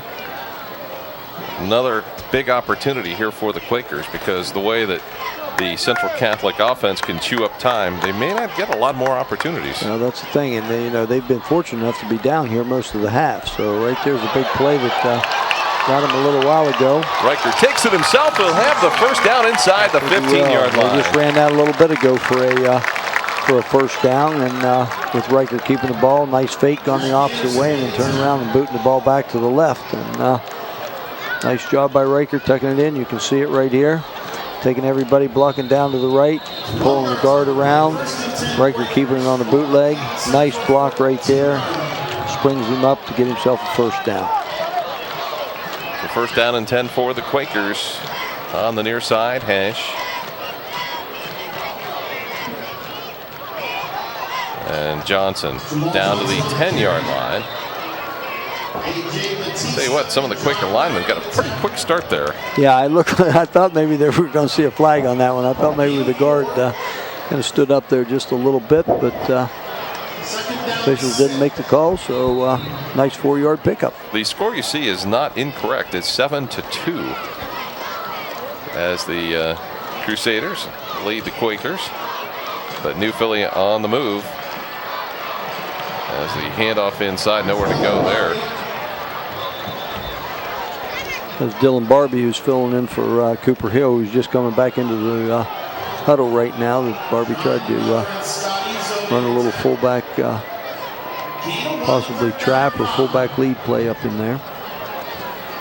So it will be 3rd down and 5. Again, Quakers really, I would think, would prefer to go for it on 4th down as opposed to a field goal. Well, I think so too, but you know, you just never know in a situation like this that put some points on the board. Points. Riker looks at the option. He's going to take it himself around the left end. He's got it. At the pylon, gets the touchdown. Nice job right there. The Quakers run the option to the short side of the field, and you can see it right here. Nice block. Nice way to hold your blocks right there. Riker just takes it down. He had the option gone, but I think Riker knew right then he just wanted the ball in his hand to take it in the end zone. I'll tell you what, big time sports takes you right into the game. Right there, you had it all the way. Well, now you're in a situation right here with it being 8-7. I would certainly think that Coach Dennison's going to go for 2 points here to make sure a field goal won't. Great camera work there on the sideline by Doug Hostetler, getting us those shots right down in the corner of the end zone. The Quakers will go for the 2-point conversion. Riker's got some running room. If he gets a block, takes it inside, he's going to be stopped just short on a big hit. Yes, he was. Right near the goal line. Right there, and I think we might have a Crusader or two down because they kind of got sandwiched in with each other, and you can see right here that he was going back to throw a little crossing pattern over to Bozzoli on the tight end. It wasn't there, so he tucked it down and took off running. But you watch here, it looks like he got some people in front of him, and Crusaders come up and have 2 big hits right there. Actually, 3 big hits, 1 on Riker and 2 Crusaders kind of smashed each other. So with the clock reading 2:55 to go here in the 3rd quarter, the Quakers have the lead at 8-7. So the spirits are up on the Quaker sideline. Well, ended up being a, 3rd quarter's not over yet, but pretty entertaining 3rd quarter for us.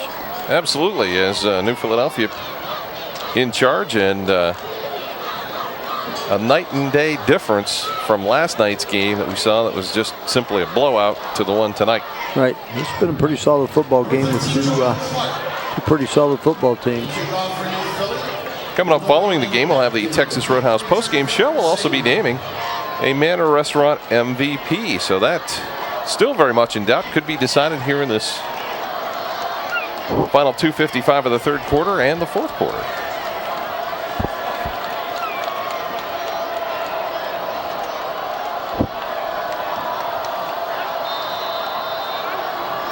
Quakers ready to kick it off. Clark with a nice kick. Beckton will take it back at his own 6. Out to the 10, 15, 20. And then not much there. Nice job right there by the Quakers kickoff team. Just stopped them right there at the 20. Had about 6 or 7 guys right there on the football. Looked like Zach Geib was there again, and he has been all over the field tonight. So the Crusaders, their big bugaboo has been turnovers. I believe they have 3 turnovers tonight. Canton Central starts first and 10 from their own 23-yard line. Well, we'll see what they can do with the football here, because we still got another quarter of football to play here, but Central Catholic's going to have to do something offensively. The I formation, Pollock under center. They hand off to Green, off left tackle. Gain of about 7. And you know that Central Catholic is not going to change what they do. No, they're in a football game. They know it. They're going to be patient. They're going to do what they do best. And, you know, you beat them like that, you beat them. But they're going to be a pretty solid, fundamental football team. So 2nd down and 2 after the gain of 8. Ball out to the 31-yard line. Central Catholic trailing the Quakers 8-7. New Philadelphia with a safety, a touchdown, and a failed 2-point conversion to get their 8 points. That's Devin Green. And Devin Green has the first down to the 35-yard line. You know, we'll look at Devin Green right there too, because he did play a little bit last year for him, and you know, like you said, it was not the workhorse for him, but he's a junior and you know, got nice size and everything. So we're going to see if he takes the ball on his shoulders, because you know he's carrying it about 80% of the time for him. So got another injury here for Canton Central Catholic, and appears to be another cramp situation. Well, we're starting to get into it right now. You know, it's a beautiful night for football and everything, but you know, those kids heat up a little bit quicker than we do here in the air conditioning. So you know, you just don't know. I've heard the horror stories of some kids that think the pop is hydrating themselves, and you know, that doesn't work so well. No, that doesn't. Those Not are the at all. favorite stories of athletic trainers. Exactly. We're going to take a break. We'll come back with 2:02 to go here in the 3rd quarter. New Philly leading Canton Central Catholic 8-7. Stay with us here on Big Time Sports. We're ready to go here on 1st down and 10 for the Central Catholic Crusaders.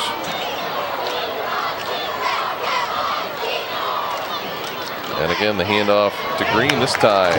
Stop for a loss of maybe a yard. As that defensive line and linebackers of the Quakers, they have played a good ball game tonight. Yes, they have. You can see right there, they just kind of mixed up the defense a little bit and did some blitzing and moving around there, and it kind of messed up the offensive lineman for Central Catholic. So 2nd down and 10. Run left, run right, run the option. There aren't a lot of plays. Now they're going to decide to pass one. That one's thrown way over the mark, nearly intercepted out there. Chance for Josh Bixel on the coverage. I think he was even surprised to see it. Yeah, I think he was very surprised. I think they had a little mix-up with the quarterback and the receiver on that one. He was supposed to, quarterback was throwing it to the inside, and the receiver turned outside. So that's a lot of times results in a incomplete pass.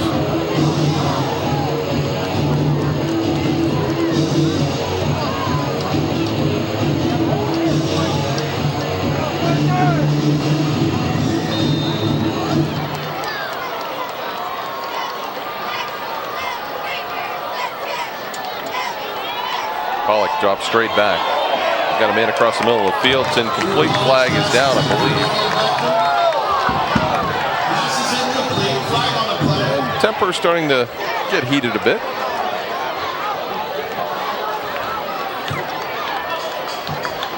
I think those two guys right there, Heater and I'm not quite sure the lineman for Central Catholic, they've been mixing it up all night long. So I think that they're probably getting a little tired of seeing each other. I think it was Nick Humphreys, and he has been. Is that who it was? Yeah, he is kind of their stud lineman. Yeah, so I think that was kind of they've seen enough of each other tonight. So that penalty was declined.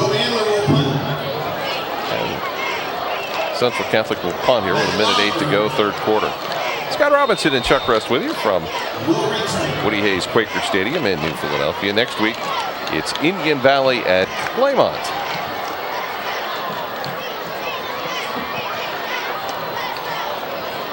Nice punt. It's going to land about the 37. Take a Crusader roll back around the 25-yard line and to the 24. 41 yards on the punt. So that's where the Quakers will take it over. And, you know, Chuck, one of the things I've seen is we've kind of watched this game and we've watched Mitch Riker.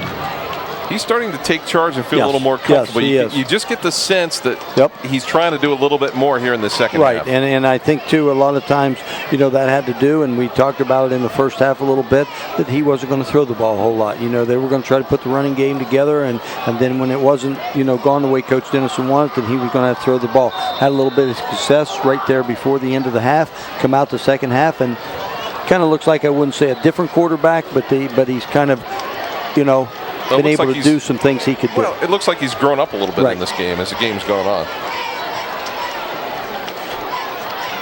1st and 10 at the 24. The Quakers, the give to Johnson, and not much there, as he is met in a hurry right at the line of scrimmage by Goodnight. Also in there, number 55 for the Crusaders. That's Josh Shoemaker. And another cramp situation. We'll see if we can get him off the field. Apparently not. I don't know if he got a cramp or he got his ankle sprained. I'm not quite sure on that one.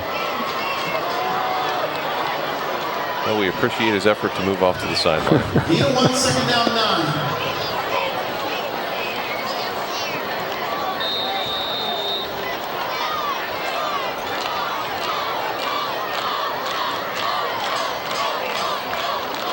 9. The option, the pitch to Johnson. Johnson on the carry. Out to the 32-yard line.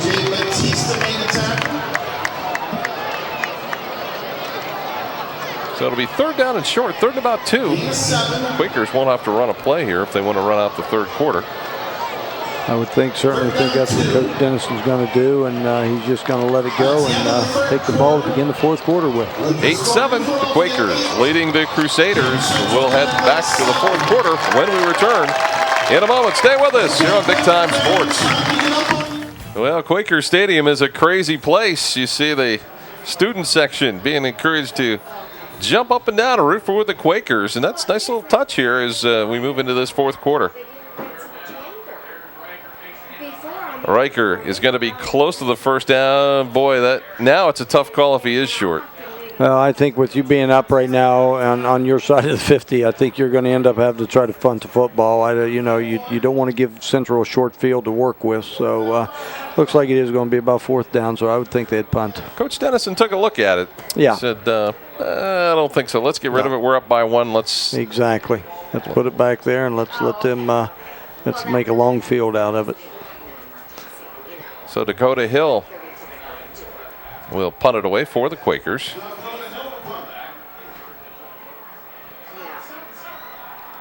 Quakers could have snapped it. They had Central Catholic's got a lot of confusion. Yeah, they got some confusion. They're going to have to take a timeout.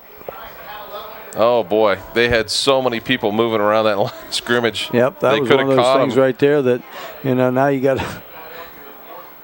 Now you're in a situation right there. If they would have snapped the ball quick, they might have been able to pick up that first down on penalty. So Central Catholic uses a timeout, and in a game like this, those could be critical as we get into the later stages. That sure could be. So with 11:13 to go here in the fourth quarter, it's 8-7. New Philadelphia leading.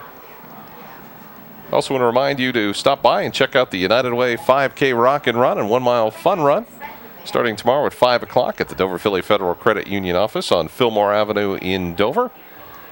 There'll also be an after-event get-together at Bud and Tootie's on West High Avenue in New Philadelphia. The fine folks there providing a donation to United Way, so we certainly hope that you'll check out both of those events tomorrow and support the United Way 5K Run. An after-party event or after-run event at Bud and Tootie's in New Philadelphia. Uh-oh. That punt is not going to get the job done as it is out of bounds at the 47-yard line. Well, that's really funny. He punts the ball that way. This first time Central didn't put any rush at all on, and was going back to set up for a return, and Dakota just let it get off the side of his foot, and there wasn't much he could do about that one. So Central's going to end up having pretty good field position here. That's what the Quakers did not want to do, was to provide him with great field position. Well, that's what we talked about. That was one of those good things right there. Put him down there and make him go 60 or 65 yards to score. First down and 10 for the Crusaders at the 47-yard line. Quaker defense is going to have to get the job done. The pitch to Green. Cuts it inside at the 45, the 40. Still on his feet, tripped up at the 37. Nice spin move there. George running with a purpose. And kept his balance very nicely there. And you've got to wonder if the experience of the Central Catholic line might take over here late in the game. Well, you just never know. Like we said, the juniors and seniors have to step up in these situations. But if you look at it, both teams are playing with a lot of juniors and seniors. They're not playing real young right now. So it's going to be one of those ones where either, a big play is going to make something happen, or it's just going to be solid football both ways. Which one's going to want it more? Now we got a flag on Central for movement. So a 5-yard penalty will back them up. So instead of 2nd and 1, it'll be 2nd down and 6. And if you look at it, Scott, New Philadelphia, who offensively have replaced, almost their whole team, has pretty much been error-free. Central, who these kids here played, most of them played last year. I think we have, 3 turnovers right now for them. So, they're really playing into New Philadelphia's hands.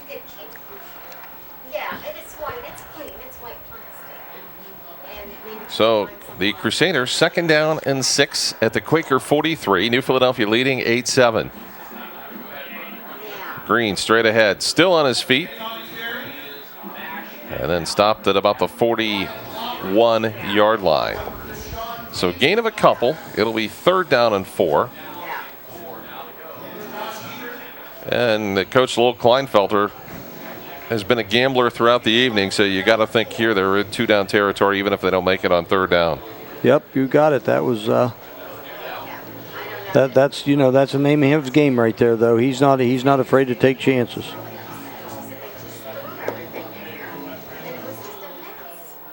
Big 3rd down here for the Crusaders. And the handoff to George straight ahead. He is not going to get it. Great defense there by the Quakers. It looks like Zach Geib was there. Also for the Quakers, it was Brian Lawver. And it'll be 4th down. And the Crusaders are going to punt the football away. No decision there to make at all. He sent out the punt team right away on 4th and 3.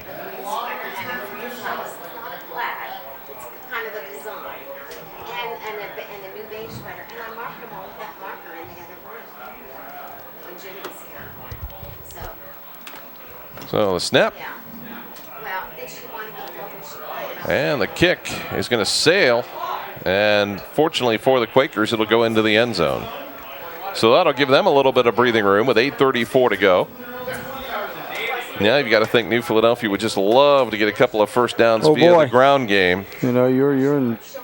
Chew up some clock here. Chew up a little bit of clock, That's going to be a big thing right here. This could be just a huge defensive series for Central Catholic, because, like you said, you let the Quakers get a couple first downs, they're able to eat 2-3 minutes off the clock each time.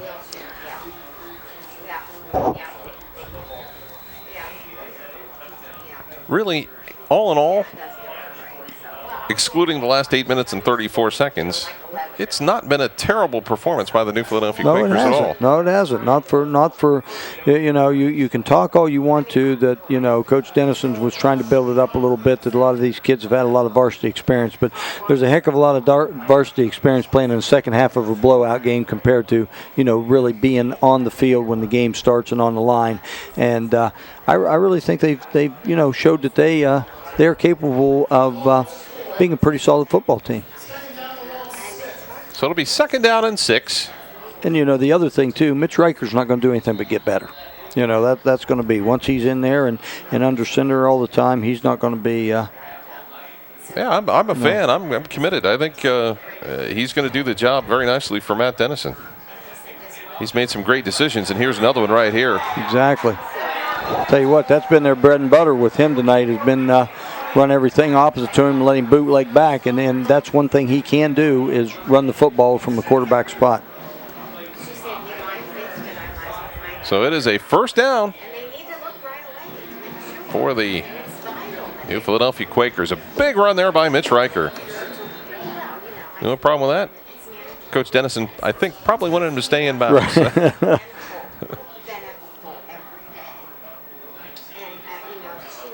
So coming up, following our game, we'll have the Texas Roadhouse postgame show. We'll also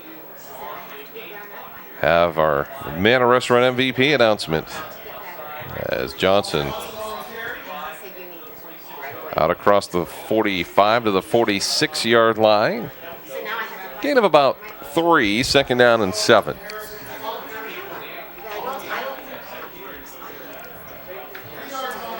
Well, it's one thing right now. He's going to take as much time off the clock as he can take off on each snap. Which they'll be watching for the arm to go up and the 5 seconds to start to count down here before they snap the ball.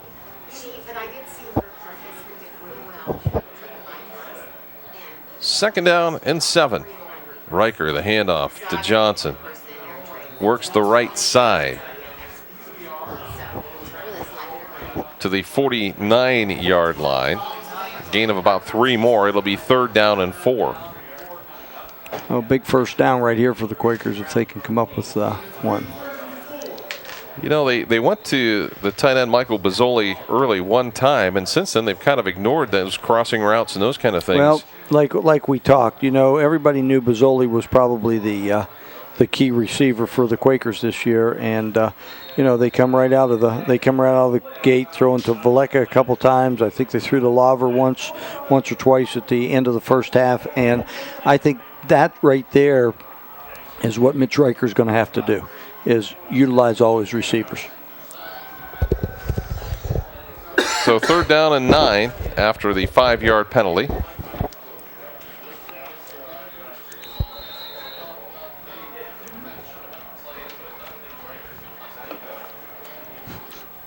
So we'll see what the Quakers can pull out of the hat here on third and long.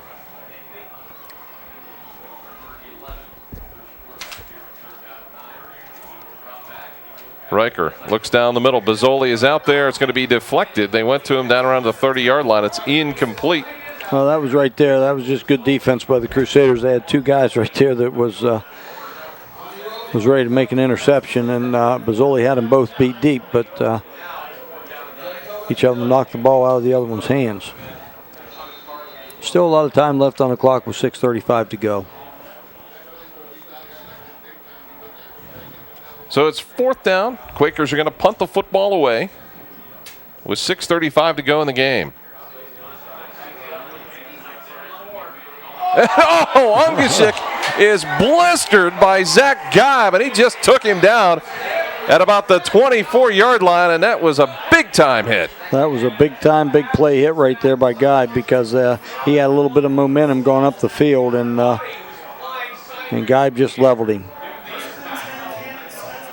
So you got to like that, and there it is on the Domino's big play replay. See it right there. There was a little bit of momentum going up there, and Geib took that one to the house for him pretty quick. I don't think linemen are the only ones that get pancakes anymore. First down and 10 for the Crusaders at their own 25-yard line. A little bit out of the shotgun there, and George is still on his feet. Well, over the 35 out to the 38. Right now, if you're the defensive coordinator, that's the guy you're going to have to stop, because he's either going to win or lose it for you. And I don't mean lose it for you in that sense that, if the Quakers stop him, I think they get it. They're going to come out on the. I'm not sure if you called that like a pistol alignment. That was pretty much a pistol alignment for him, as you can see it right now. It's almost like that. So give them the opportunity to run the option out of this if they wish. So first and 10. And out to the 40-yard line, a gain of a couple. And it'll be second down and 8. Under 6 minutes to go in this one.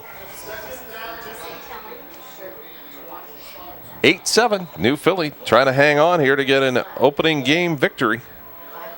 Quaker fans are not going to see them back here at Woody Hayes Quaker Stadium for 3 more weeks after tonight. I think they're on the road 3 weeks in a row, so it's a good opener for them if they can pick up a win here. It's definitely a confidence builder and really sets the tone for the whole season. Pollock looks to the outside. Becton is there. Becton slips 1 tackle. Held inbounds short of the first down, so it'll be 3rd down and short. 3rd and about 2. You know, big 3rd down here for Central Catholic here. Pick it up. Still plenty of time left, you know, and we're in a situation, like you said, 8-7 football game. You don't necessarily have to score a touchdown to win. Well, this could very well be their last possession of the game, so they're going to go all the way down the field. Whether it's 3rd down, 4th down, it's not going to matter. They get a good look at the New Philadelphia coaching staff. Out of this pistol formation, Pollock sets the handoff to George. He's got some running room. Quakers could be in trouble here. He's finally stopped about the 31-yard line. And the Quakers have an injury back at the 47-yard line. I think we got a cramp on that one, too. That's just the way he's rolling around. So that, not quite sure who the number is on that one to pick it up. And a lot of the Quakers trying to stretch out the legs just to keep loose. As we get another look on the Weaver Barnes rewind. You can see right there, just about fumbled the football right there. It was a little bit of a almost like a counter option coming back the other way. 2 nice blocks, and George just picked him up and put him down there for a nice big game for Central. You know, it's amazing how they just changed the formation a little bit. The Quakers had him contained. Suddenly they go to this little bit different formation, and that's thrown off the Quaker defense. And that got him right there.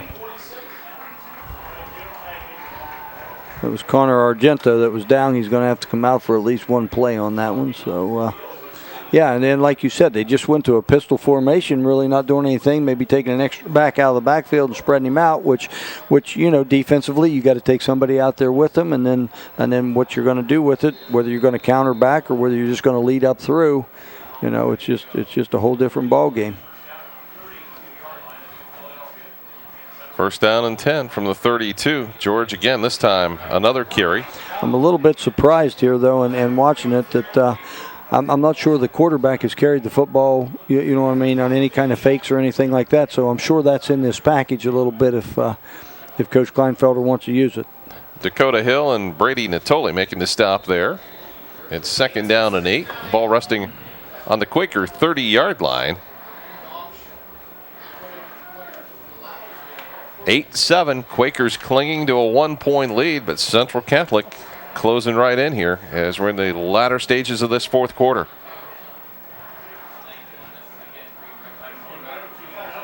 Green, the handoff, breaks it to the outside. He's got some running room. The 20, the 10, to the 5, and down to the 3-yard line. He's coming back. I think we might have a hold here on one of the Crusader linemen that was out in front. Well, that's going to be a big break for the Quakers if, in fact, there is a penalty here. I think it was on. I think what it is. It was the right guard Pellegrino that was kind of leading around, and I think when he made his turn, he kind of had his hand out there. He got a grab on somebody. So that's going to be a devastating penalty here for Central Catholic. This ball's going to be brought back out to the 29-yard line.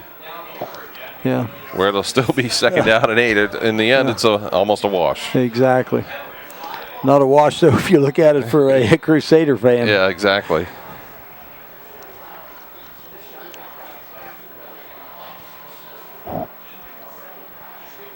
So out of this pistol formation, ball's loose. This time the Crusaders lost it. Who's at the bottom of the pile? Quakers say they've got it. Who's got the football? This may decide the game. Looks like Quakers have the football. So there you go. So another turnover on the Crusaders, and they've got a lot of work to do on their ball handling. Yes, they do, because I'll tell you what, they were moving the football pretty well right there, and And they just had another kick in the foot right there that just There's a stopped them. defense by Mount Hope. Quakers set it all the way. We've got it. And that's really going to hurt. The Crusaders only have 2 timeouts remaining. Well, it's one of these things here now. When do you use them? You know what I mean? You're going to see what we do on 1st and 2nd down here for New Philly, and then you may have to think about using those timeouts on this series. So the handoff to Johnson. Central Catholic really doesn't have the luxury of not using them because they need as much time left on the clock as possible because of the way their offense is structured. They don't throw the football a whole lot, so that's they're going to have to just count on George to break one just like he did here a minute ago, and he hasn't done that a whole lot tonight. Yeah, so my guess is they'll wait to see what happens here on 2nd down. That's what I say. Probably, Run first 2 downs here, and then you might be able to stop it if you don't get much here on this one. I suspect Lowell Kleinfelder knows what he's doing after all these years. I would think so. I'm sure he's been in this situation a few times. Now we got Coach Dennison going to call a timeout here, which, on the other hand, too, maybe wasn't a real dumb move either on his part. He was able to run the clock, run 20 seconds off the clock, and then turn around and call a timeout. So you get a good look at the Quakers. Coming up here following the game, we'll have the Texas Roadhouse post-game show. And also the selection of our Manor Restaurant MVP.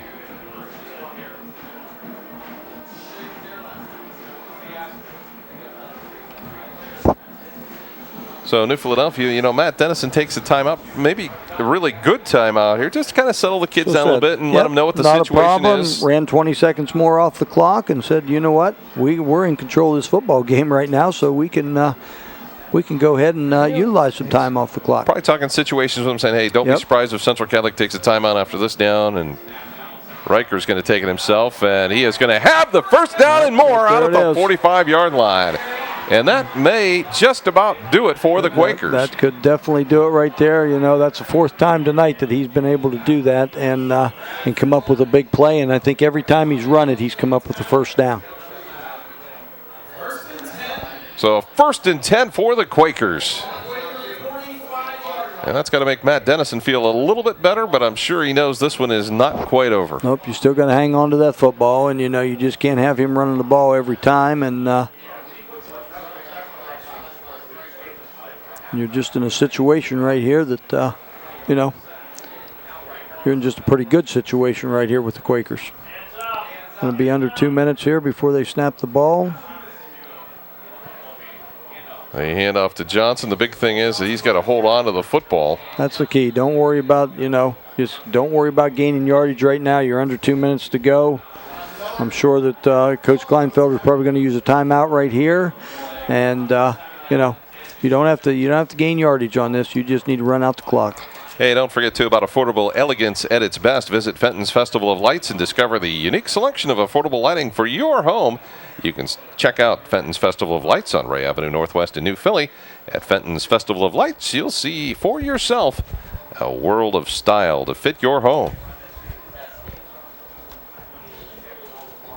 So the Quakers feeling pretty good. Can't be too overconfident with 1:54 to go, but they know that the Crusaders only have one more timeout.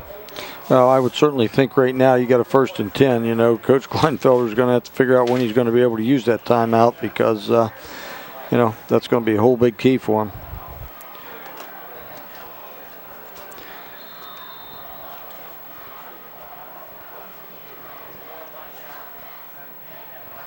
So Riker's going to pitch it to Johnson. Get back to the line of scrimmage here for 3rd down. I think they'll go ahead and see if they can hold the Quakers right here and then call a timeout possibly after this play right here coming up. If you're the Quakers, you run the clock all the way down and take another timeout here. Well, you're in a situation, too, that, depending on what you do here with 3rd down, I mean, you're in a situation I'm sure that they're going to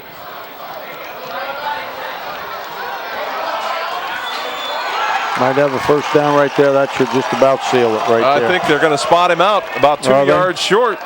So Okay. now it's decision time. Okay, well, if he's out of bounds, that's a big plus for the Crusaders right now too. Foot must have hit the sideline. I would say it because must have hit the sideline on that when he went down. So you're Coach Dennison was right there. He's not arguing. Nope, he saw it. He was just trying to sell it with his. He was trying to sell it himself to get that first down in there. So it's 4th down, and the Quakers are going to punt the football away, which is good decision with 1:09 to go. They lead it by 1. Just somebody make a play down here and don't let them get a big. Don't let them get a big return here, and that's going to be the whole key. Kick it down and kick it out of bounds. High kick. It's going to be a fair catch, and right at the 21-yard line. Nice punt right there. Good punt and everything. Now you've got a minute to go. Not a team that throws the ball real effectively, so I think you're just going to have to key on number 28 for him and shut him down, and you can walk out of here with a win. You'll give those 5- and 6-yard runs up with no problem. All night for another minute. Sure will. So the Crusaders with one last chance here. And what a good game it's been. Scott Robinson and Chuck Rest enjoying this one here from Woody Hayes Quaker Stadium. Has been one of our first really good football games that we've done together on the first week of the season. In a while. Out of the pistol formation, Pollock takes the snap. And that pass is completed out there to Jake Anderson. That's the other thing you'll do right there. You'll go ahead and let them throw those short outs and everything, because it's just going to be kind of tough to move that ball 5-6 yards down the field, that way. So go ahead and give it to them, knock them out of bounds, even though the clock does stop. You're not giving up anything big. 2nd and 7.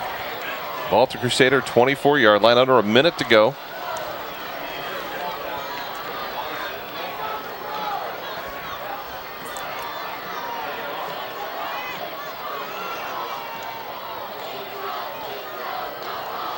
Pollock dropping back.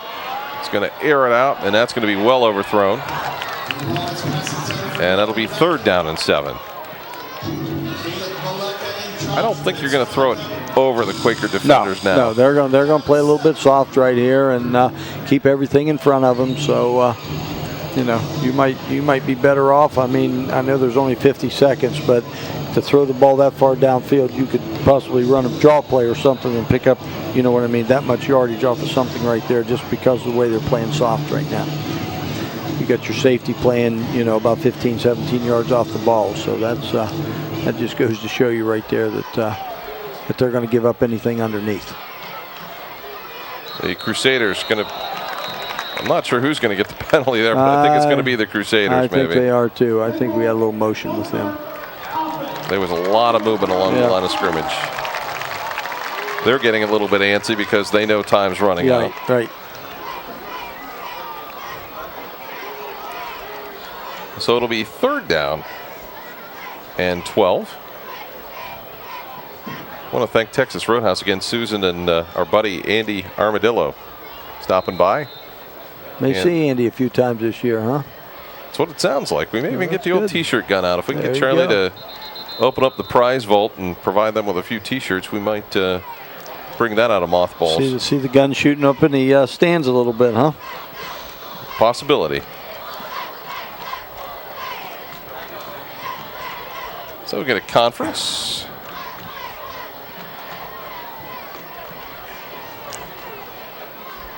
They're just trying to get it right here. 48 seconds to go.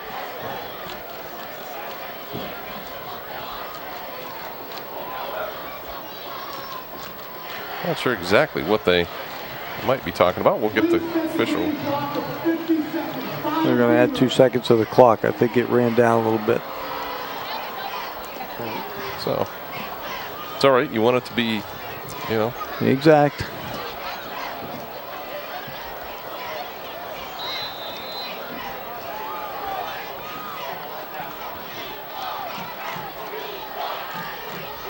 So out of this pistol formation. Pollock looks to Beckton. That would have been close to a first down. That would have been real close to a first down with him because he does have a little bit of speed, but he decided to take off running before he had the football. So now you're in a 4th down, 12 situation. So this pretty much could say we're in the ball game right here.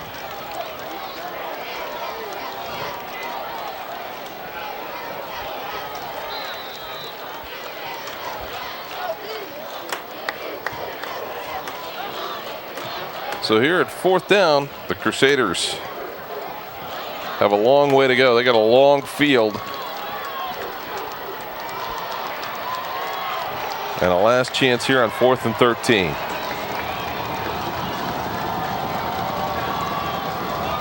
Pollock looks to the outside. Beckton is there. Has the catch, and he's knocked out of bounds at the 38-yard line. So the Crusaders still alive. Big pickup there. It's running pretty much that same pattern he had a little bit ago. That time he just kept his eyes on the football and looked it right in and was able to pick up a big first down. But you know what? That's not all bad because, you know, they let him, he got the football, got out of bounds, was a first down. But you know what? Kept everything in front of him, and New Philly's still in a pretty good situation. If they complete another 14 or 15-yard one, then might be a little bit different. Beckton out of bounds, took about 5 seconds off the clock, out to the 45-yard line. 2nd down and 5. Now the thing about it is you got to worry about defensive backs, and you got to tell them you got Josh Bixler over there covering that, and I know they're yelling at him right now. Don't get antsy. Just go ahead and let him catch the football, knock him out of bounds, because you start getting antsy, getting up there and knock one down, gets deflected or something. Right, he makes a catch and he goes right by you. Now you got some problems. So just go ahead and let them pick this up. They're taking 5-6 seconds off the clock every time. And picking up 10 yards. Well, Quakers will rush 3.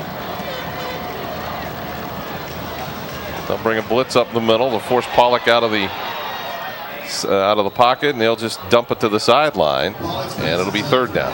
There again, that one took about 10 seconds off the clock. So good defense right now, smart defense right now by the Quakers. In the end, it comes down to details and coaching, and that's what's got to take effect right now. Yep.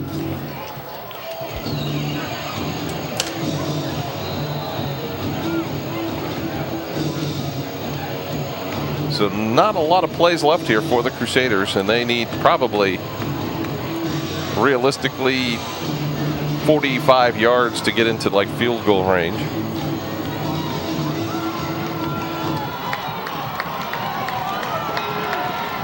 It's 3rd down and 4.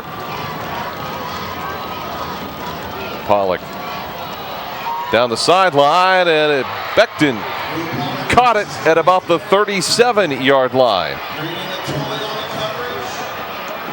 So now, with 21 seconds to go, this one is going to go right down to the wire. It's gone down. You know, you're just going to have to sit back here and, I guess, enjoy this one a little bit. That was a heck of a catch right there on that one, because he got hit as soon as he touched the football. Beckton stopped up in there, right there, made a nice catch and knocked him out of bounds. That was just good pitch and catch by the quarterback and the receiver. 1st down and 10 at the Quaker 37-yard line. 8-7. Quakers lead it by 1. Pollock looks to the corner. Now right there, I don't think that's one thing you're going to do is get behind him, with this much time left, because you got Valek as a free safety playing right back there, and he's just going to watch the eyes of the quarterback, and the quarterback right now is just turning his shoulders to the right, as soon as the snap of the ball comes, so you know where he's going to throw it. So Valek is going to be in that area right now, so you're not going to throw anything deep on him, I don't think. Well, they've got time for maybe 3 more plays. He might be pushing it. Maybe. It was a big maybe. Real big. They need to hit something here if they're going to have a chance. Pollock under pressure, finds Green with a little screen. At the 25 to the 20, still on his feet. They're going to be in trouble here. Well, but no timeout. They got one timeout left. They're probably going to use it right now. And I think you might be in one timeout. Might be in a situation right here with 3 seconds. He's going to go ahead and use his timeout. And nope, he's going to down the football here, and I don't know if he can get it going.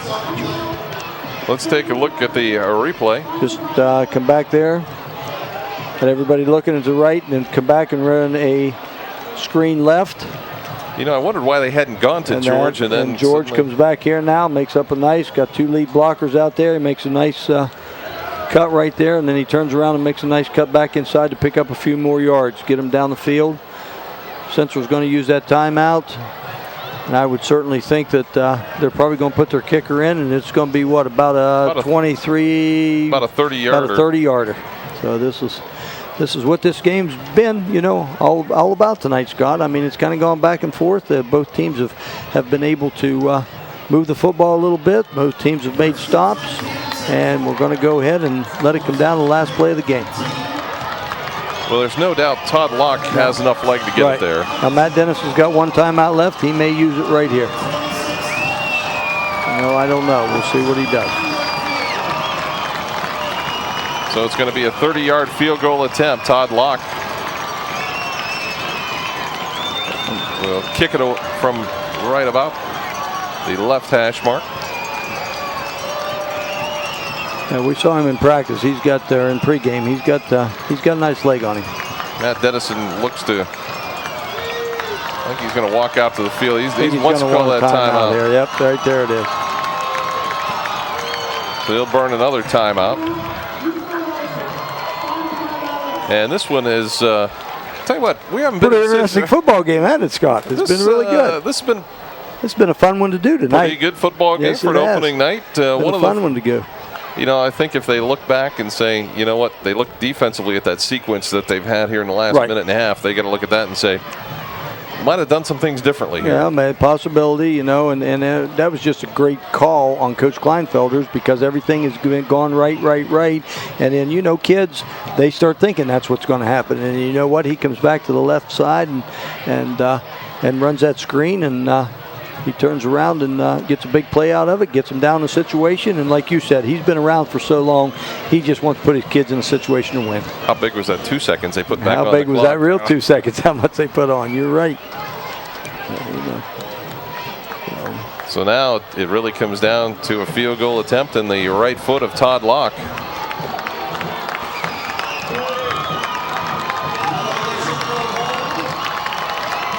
This can turn a whole season around. Well, sure can, one way or the other. Gotta get a good snap and a good hold. Good snap. Kick is up, and I think he got it.